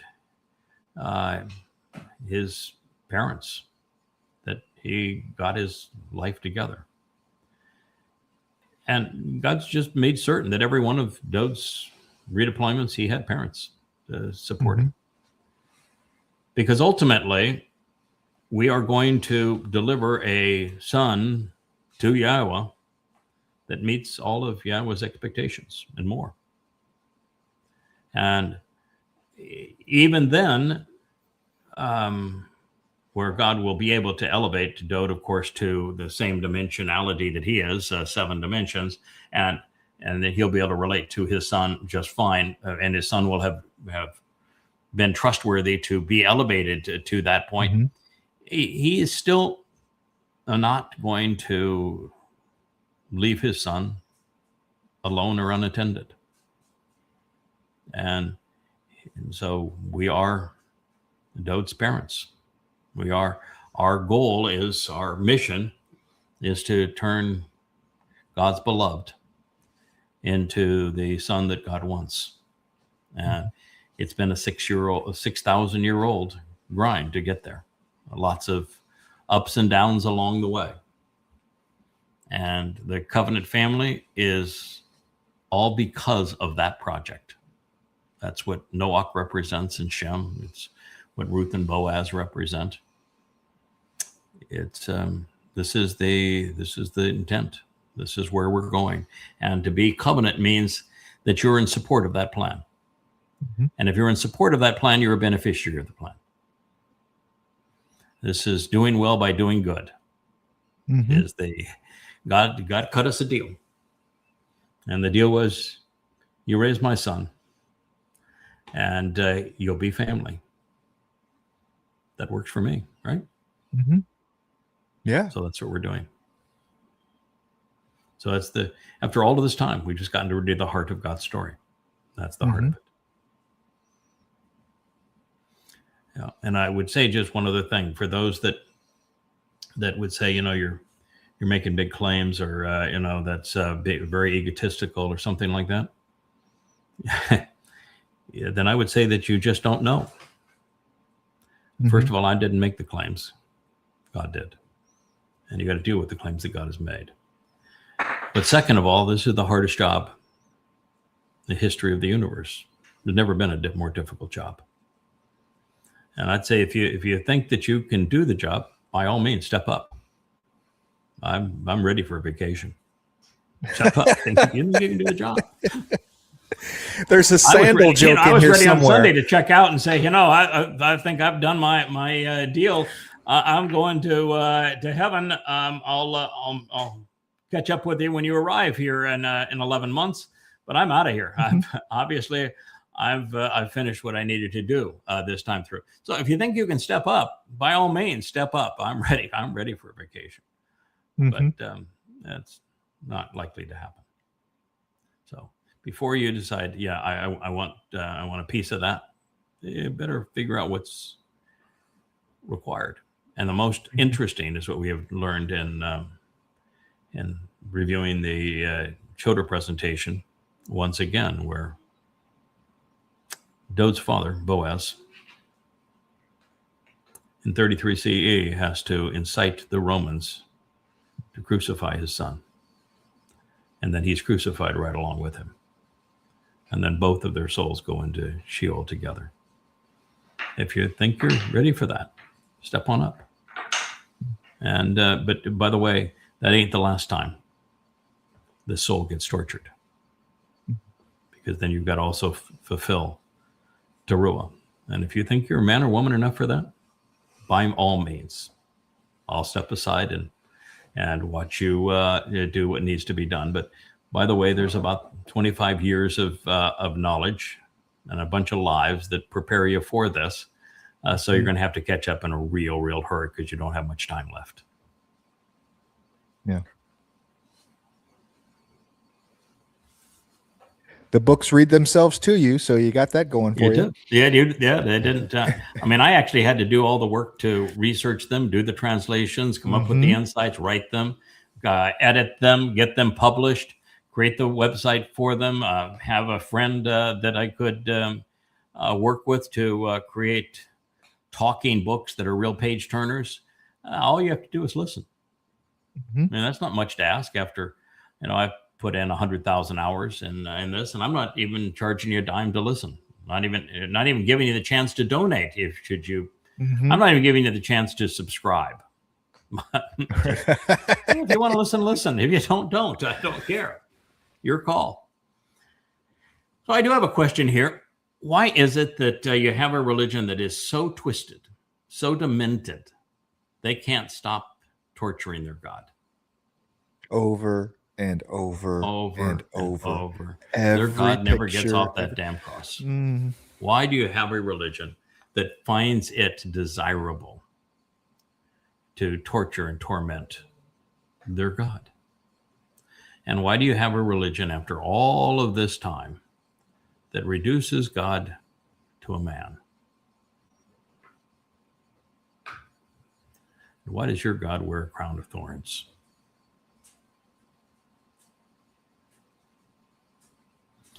Pretty pathetic, isn't it?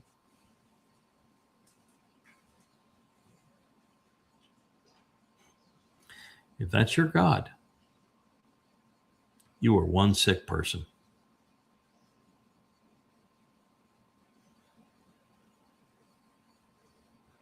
If that is your God, you're in deep shit. Amen-Ra. Babel, mixing religion and politics. Born in Babylon and hasn't changed since. The notion of politics and religion together is the textbook definition of Babel, the basis of Bible, and it means to confound and confuse by commingling truth and lies. There is the God of Babel.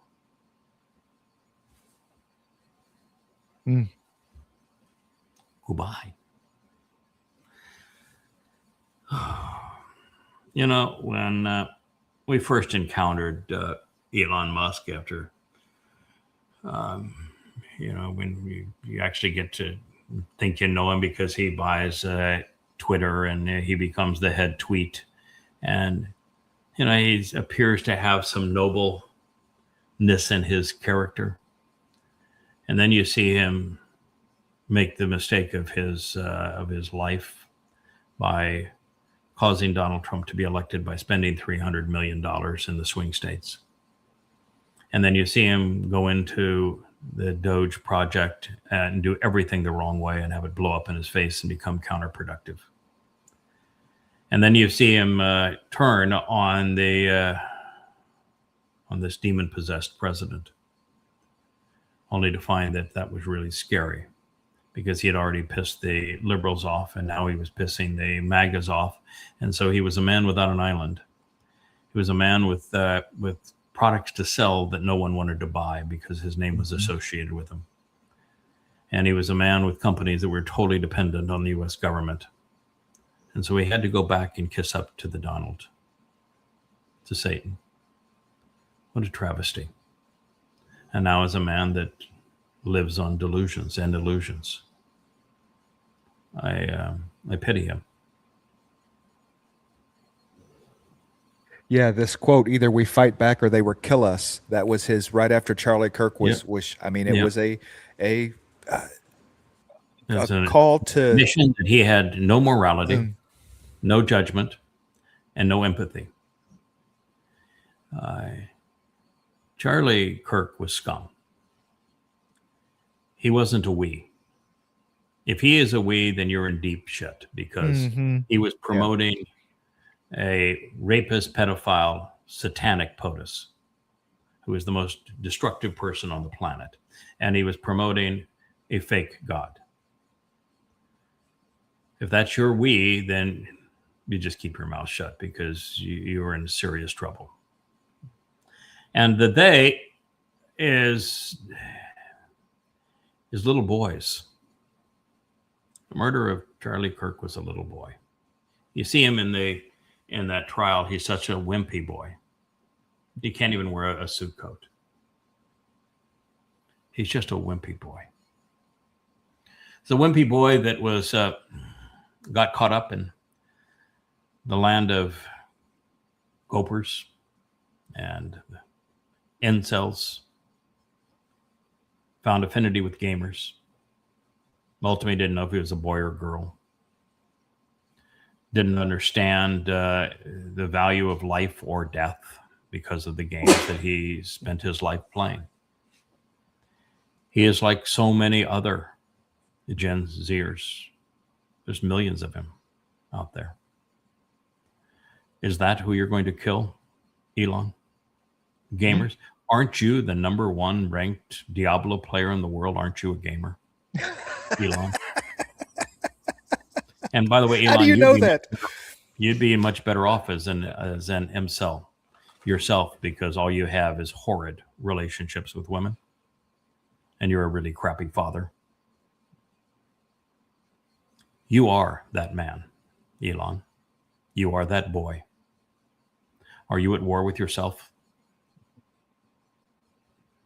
You want to kill all little boys that are lost in the world of gaming? What are you really saying, Elon? Is your soul that hollow?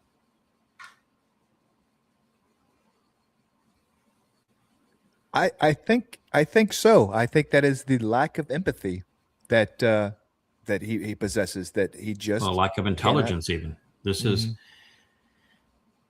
a lack of knowing, at least. A lack of knowing, a lack of understanding, a lack of character, a lack of empathy. All those things. And he doubles down on them all the time. I pity him.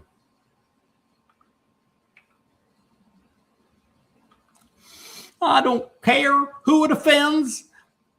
I'm saying it anywhere. Jesus is coming back. Can I get an amen? Yeah, you can have as many amens as you want. The name of the Egyptian god. You want him?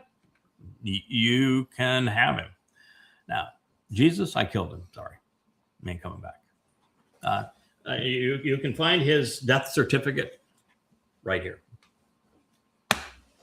Entirely. I have 5 volumes of this. I have printed his death certificate. So he's diddly-eyed dead. So I'm sorry. He ain't coming back. Oh, by the way, he wasn't actually here in the first place. I killed him, but it was with words, because that's how you kill myths. So the only person you're actually offending is God.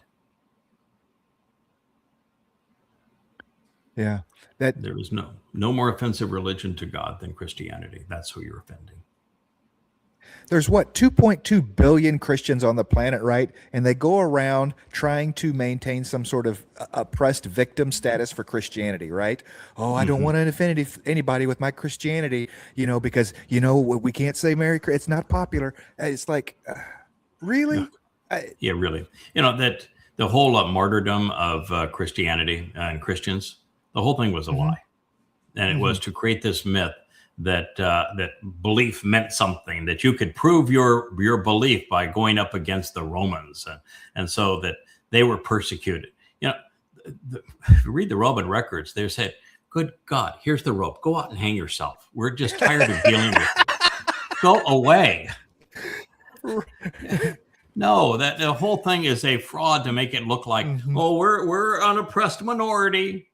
No, you've been the majority religion for almost 2,000 years, and you are the oppressors.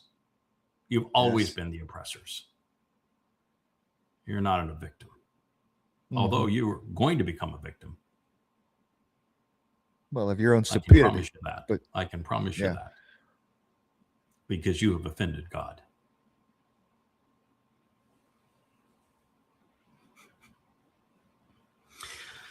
Allah is the God of the Muslims is a false god. Buddha is a false god. By the way, Buddha never claimed to be a god. Shiva is a false god. Then they come down here, and Jesus, he is the one true God. Now, I'm here to tell you, congratulations, Titus, the preacher. What a terrible name for a preacher. It was the Roman general and emperor that was ultimately the son of Vespasian that destroyed the temple and hauled the Jews into captivity. Congratulations there, Pastor Titus. And I'm going to give you an attaboy, Pastor Titus. 3 out of 4 is far better than the average nincompoop does on X. And you've got 3 or 4 right. Allah. The Muslims, Allah of the Muslims, by the way, he's not all of the Muslims, but, what's most interesting is Allah's name is actually not even mentioned in the Quran. And the name that is used to represent Allah, Allahu, Allahi, Allahe, which it means it's the for him or the for her. That name is about the 4th or 5th deity of the Quran, maybe even the 6th, depending on how you count them. There are whole surahs to Ar-Rahman, which was the most prominent god of the Quran early on, and of course the rabbi, which is a fast one that the rabbi sold him as the Lord. And by the way, he is he is as real. Allah is as real as is Jesus. Same personality, same spirit. It's just not God. Buddha never claimed to be a god, and Shiva is one of a few million Hindu gods, so it's really probably not a very good comparison. So I've actually now destroyed your 3 for 4. Maybe you weren't even batting 3 for 4, so I take it back, the compliment. You're just as stupid as everybody else on X. Thank you, Preacher Titus, for playing.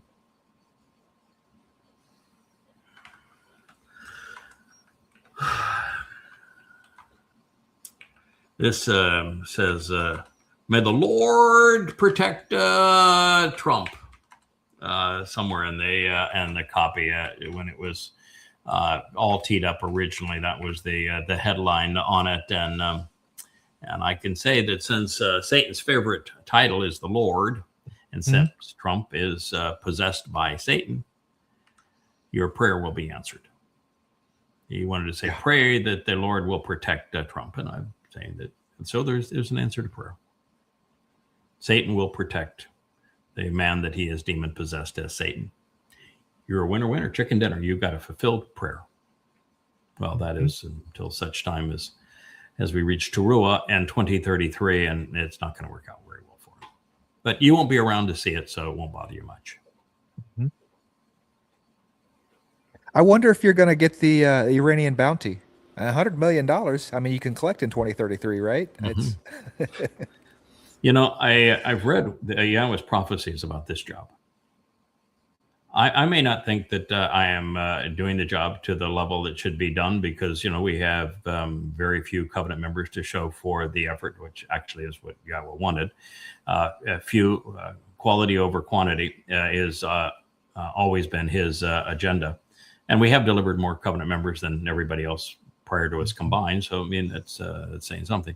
But God is so pleased with the ultimate job that we all do, that he says that all of the wealth of our enemies will be ours.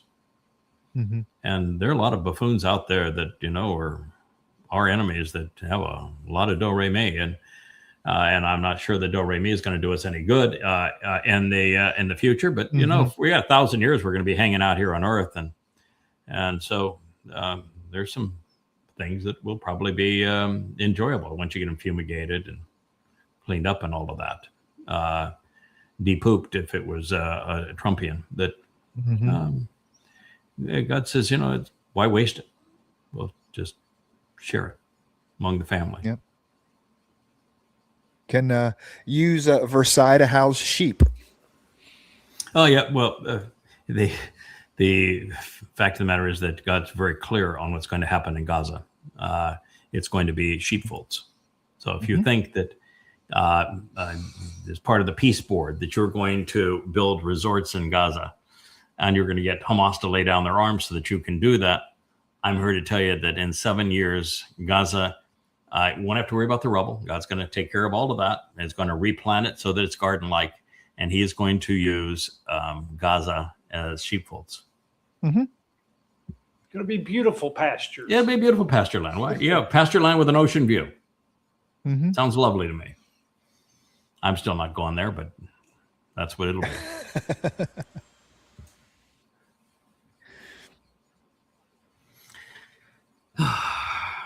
So here's Mr. Ugo. And Ugo has fired his shot from his cannon. And he says, one reason I cannot accept Christianity. Accepting Christianity means accepting that my ancestors are burning in hell because Christianity hadn't reached them. Now, there are a lot of people that are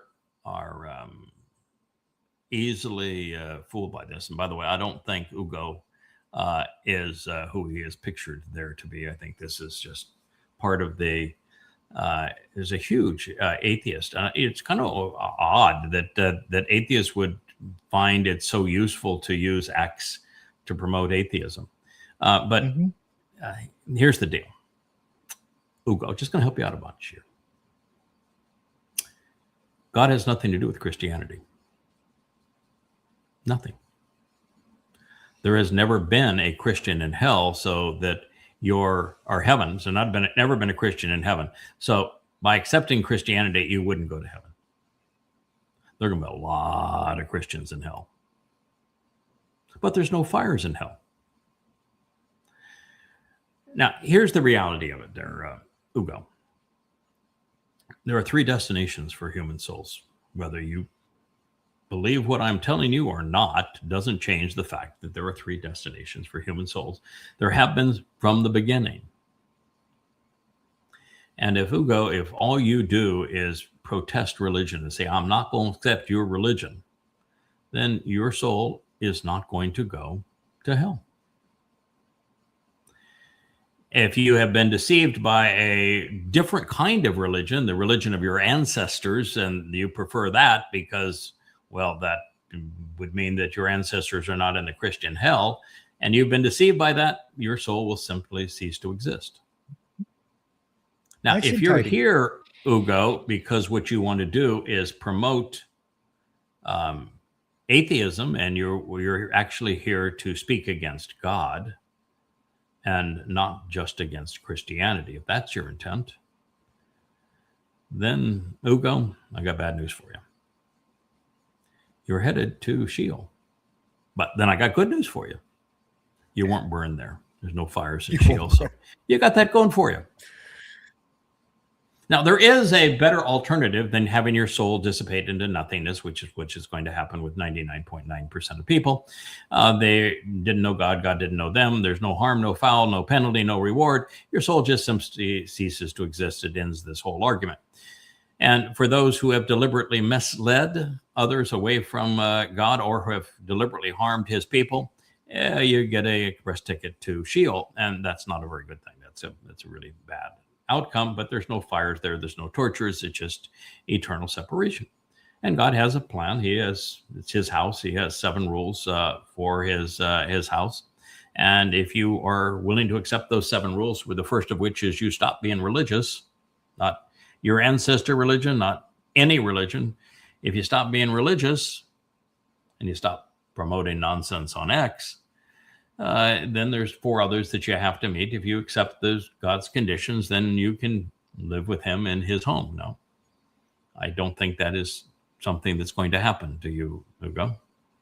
I'm sorry, but I just, based upon your attitude here, I don't think it's going to happen. I wish for you something different, but what I want for you has no bearing on what you choose. That's the beauty of the whole plan. You get to choose yourself. You get to choose. No matter what. Even if you choose not to decide, you have still made a choice. You made a choice. Yep. You made a choice. Everybody gets to choose their own fate. Oh, well. I choose you can't to actually yada choose yada.com. you can't choose the fate of heaven in God's presence without knowing and accepting his conditions. So it takes a little more than just choosing. You can't say, I won't be in heaven. And it's not going to work that way for you. You can say I won't be in hell, and that'll probably work for you if you promote some kind of lie.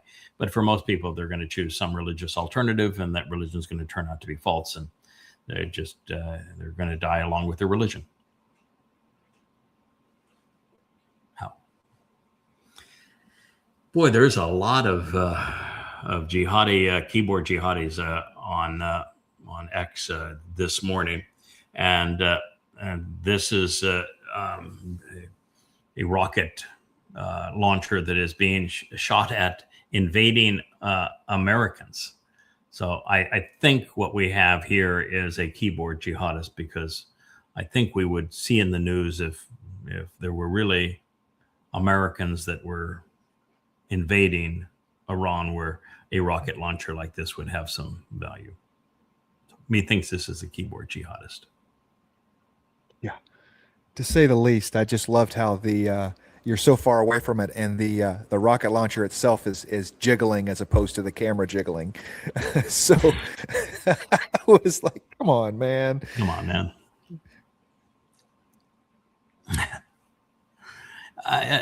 The thing that I hate, literally despise, about X is that when Elon turned X over to Grok made the decision that he would not run X according to the wishes of the participants. X had been set up so you choose who you follow, and you would get everything that somebody you follow. If they posted something, you would see it. And somebody you said, I don't want to follow, you would get nothing from them. And that your feed on X would be comprised first and foremost of the people you chose to follow. I followed thousands of people on X. I received nothing from any of them. Nothing. Whatever they post, I don't see it.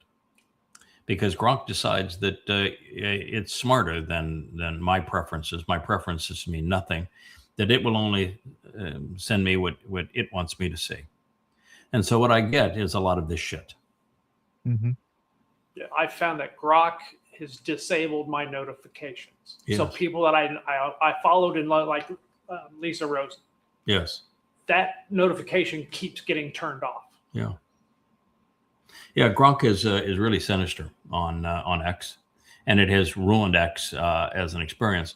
So I only use X. I would use Facebook for the same purpose, but the AI on Facebook is dumber than Grok, and so it's incapacitated at the moment. But I use it because it feeds this program where we can go through images and talk about them. and this is what you get. Do you accept Jesus Christ as your Lord and Savior? A, yes. B, no. Can I have a C? Hell no. Hell no, right? Jesus didn't exist. How about No. it's the same thing on Santa YouTube. Claus and the Easter Bunny. I mean, Peter Pan would be a better option than Jesus, because with Santa Claus, the Easter Bunny, and Peter Pan, you're not pissing off God. Mhm. With Jesus as a counterfeit of Dode, you are pissing off God. That is a really dumb thing to choose. He's not going to save you from anything other than save you from entering heaven. Yeah. Every day, whenever we're off the show, I have YouTube playing on it, so I can watch the stream. Every day when the stream goes off, the next thing that pops up is a 15-minute sacrament to Jesus. Every day, I'm just like, do you not listen to what I listen at all? It's Yes. oh Yeah. YouTube's impossible to work with. Mhm. YouTube has a platform that is conducive to streaming these kinds of programs, but it is just an awful place, and has no customer service. It's got nothing going for it other than bandwidth. Mm-hmm.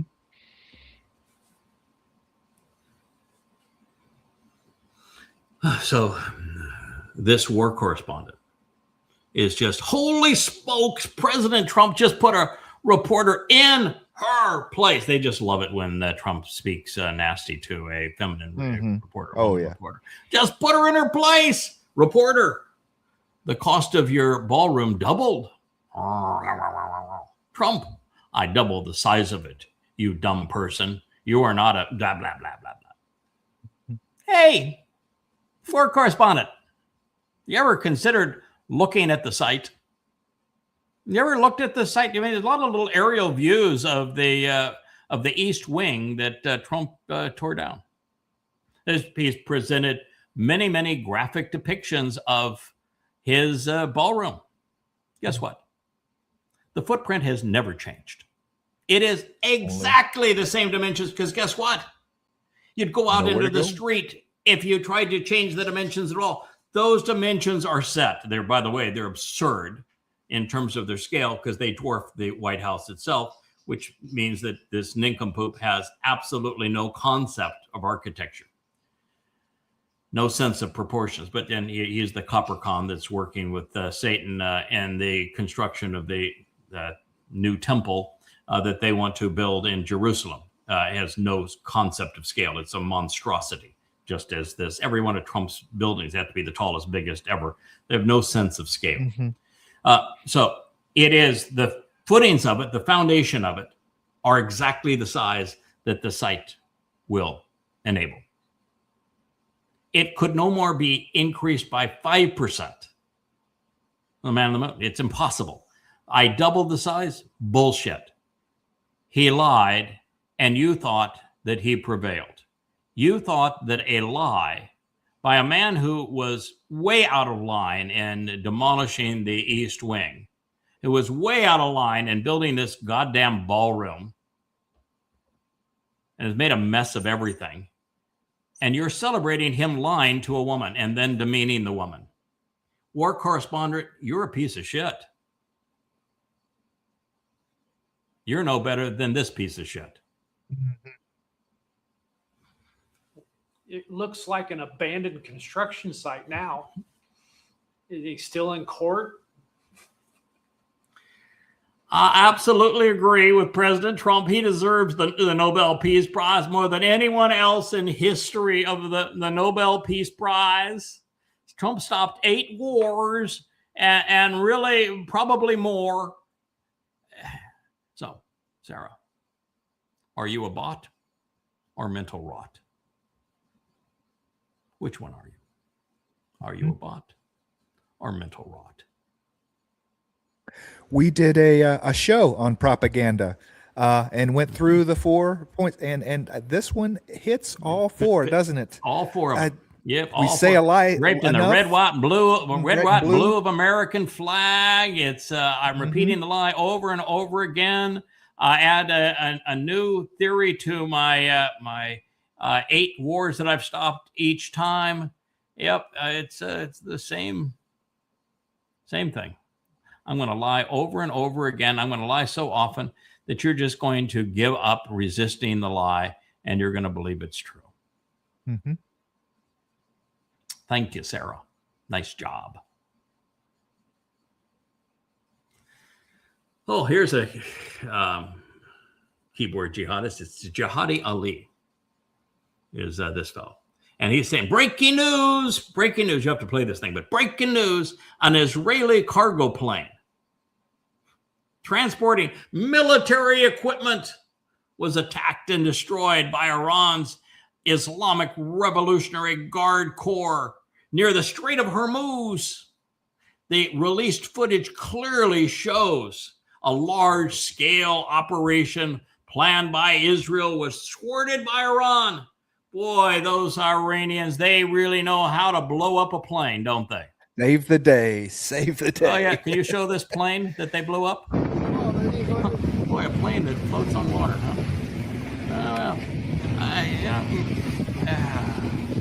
He thinks that's not a plane. What part of airplane and water versus sky did they not teach you in school there, Jihadi Ali? God. And when you think that America is battling this stupid and losing, when you lose to this stupid, what does it say about your level of stupid? Yes. Every combat field manual is written at a 6th grade level. They do not. I think in 6th grade, though. I think if you were to print this and see Dick and Jane run and play in the sandbox, that somebody would know that that is a ship and not a plane. Mm-hmm.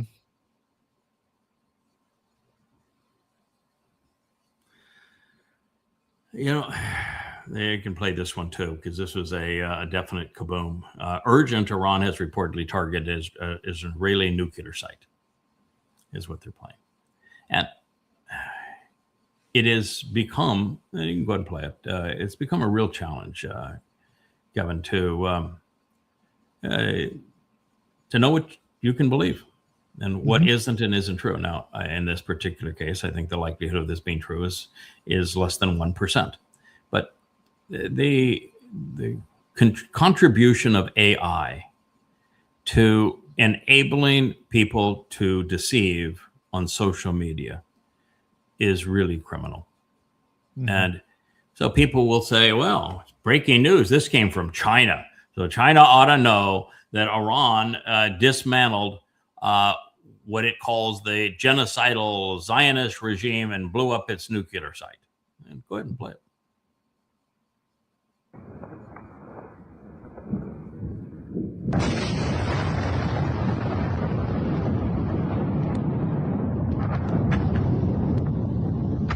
Mushroom cloud.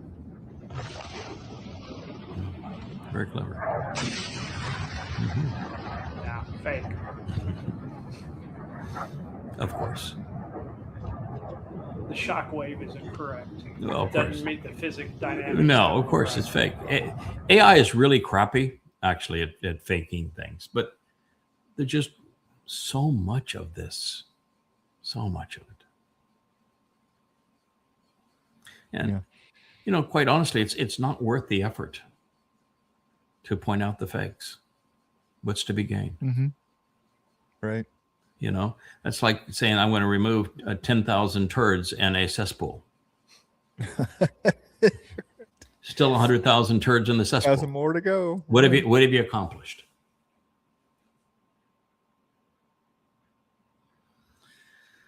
Okay, just now, a massive development no one saw coming. President Trump has publicly declared that the U.S. will seize Krog Island from Iran. Krog Island is the Persian Gulf outpost that controls nearly 90% of Iranian oil distribution. Yeah. Mm-hmm. So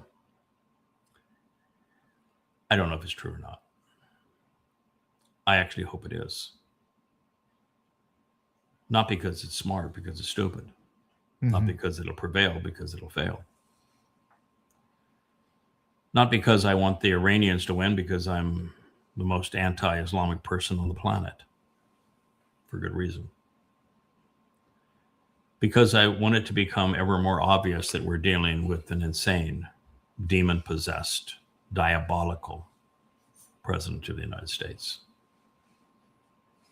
And that this is World War III. And that should he make that decision, and he's bragged about it numerous times, Americans have the wherewithal that they can take Croc Island. It's very lightly defended. But so what? What do they get? Put Americans in a place where they're cannon fodder, they're drone fodder? Why would you put Americans in that position? You can't defend them there. You can't resupply them there. Yeah. And then what good is it? Because you didn't have to invade the coast. At what cost? Where do you stop? What happens when they capture POWs? Oh, it's over. That is America's worst fear ever. With any war, it is always the POWs. Yes. He'll poop in his pants. I mean, Israel destroyed Gaza because of POWs. And they weren't really POWs, they were abductees.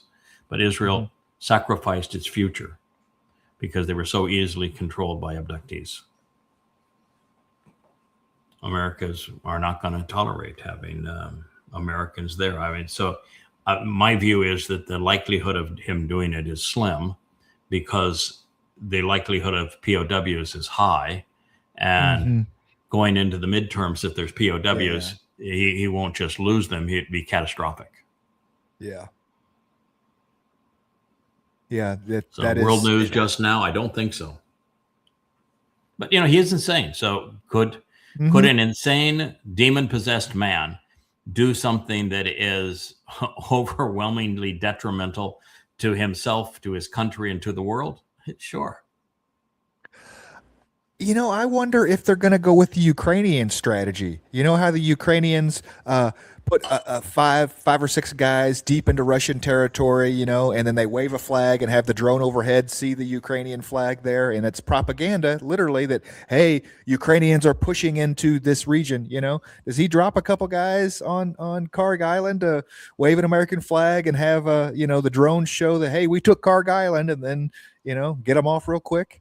I mean, that's nobody buys that, but still, yeah. It's just hard to imagine. Yeah, that whole Ukraine war just shows how easy it is to deceive the overwhelming preponderance of people. People have been conditioned to think that Russia is the aggressor, and when it's the United States. They think that that freedom and democracy are on behalf of the Ukraine, and it's not even close to being true. So it's just so easy to fool people today. Ignorance runs rampant. Most people not only don't know, but they can't think, so there's no capacity to reason. And that's the swamp we live in. And it's going to only get worse. You think for tonight's show on we're going to do luminaries, or are you going to give us a little bit of Yasha 11:6? Or have you worked? You know, I've thought about that. I was thinking about that today, and if we do Yasha 11, we have to do 11 through 6, and probably have to cover some of the commentary that's part of it.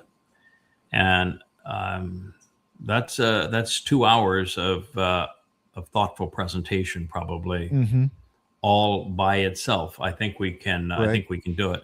I'm assuming there's no song for this week, or I've seen a beautiful song, but it doesn't have the transitions in it yet or the lyrics put in. But it's a Depot masterpiece on the graphics. So I've seen a song, heard it, and seen it with all the visuals, but no transitions and no lyrics laid in. And I would assume I don't have a song planned for tonight. I don't have a song planned for tonight. So, okay. All right. So I think it makes some sense. It really will depend on, can I get enough of it written to go through and talk about it? And I think probably. I'm not going to be able to send it out far enough in advance for anybody to do their homework. Who is our rotation for this evening? we're on rotation 2. So we got Bilotti, Will, and Mora. Okay. All right. Sounds great. I'll try. We'll see. But it would really be interesting, I think, to go there. It is and my rewrite currently for Coming Home 4 is where this is where I'm working on this. I've been stuck on it for 3 days because it's there's just no passing through it quickly. And then I was planning on using this to add another chapter to Coming Home 6, but Coming Home 6 is already 725 pages, so it's it may have to be a Coming Home 7 for all I know. But right now I need to get through this and then table it and say, we'll bring this back up at a later time. And I'm dealing now really defining all the terms. That list of animals that everybody says, well, so it went from the Choder to the future world of Nirvana. Everybody's getting along with each other. And no, there's not one of those critters is an actual animal. And what it says is mind expanding, mind blowing in its implications. And the implications are that now we know what Paul was counterfeiting when he composed the Christian New Testament, because nothing in the Christian New Testament makes sense regarding this. And he was not creative, and he could not have sold his lie unless it was a counterfeit of something. It's just like you want to go and counterfeit the the $100 bill. You're not going to do it with green crayons and a picture of Peter Pan on it. You have to have an article that is reflective of that which has been established. And so his counterfeit is of what actually happened. And this explains what actually happened. So I hope to. We'll see if we can get there this evening. But I appreciate the thought. Thank you, Rich, for the show. We'll see you tonight, 6 o'clock Eastern time, 6 o'clock Atlantic time, family hour of the Yahweh vlog. And we hope to turn to the Choder, because this is of the Choder during Pesach in 33. Turns out he was equipped with the 7 spirits of Yahweh to operate at 2 very distinct times. Hey there, thanks for tuning in. That was Fetch. Gotta run now. Catch Yao on our next podcast.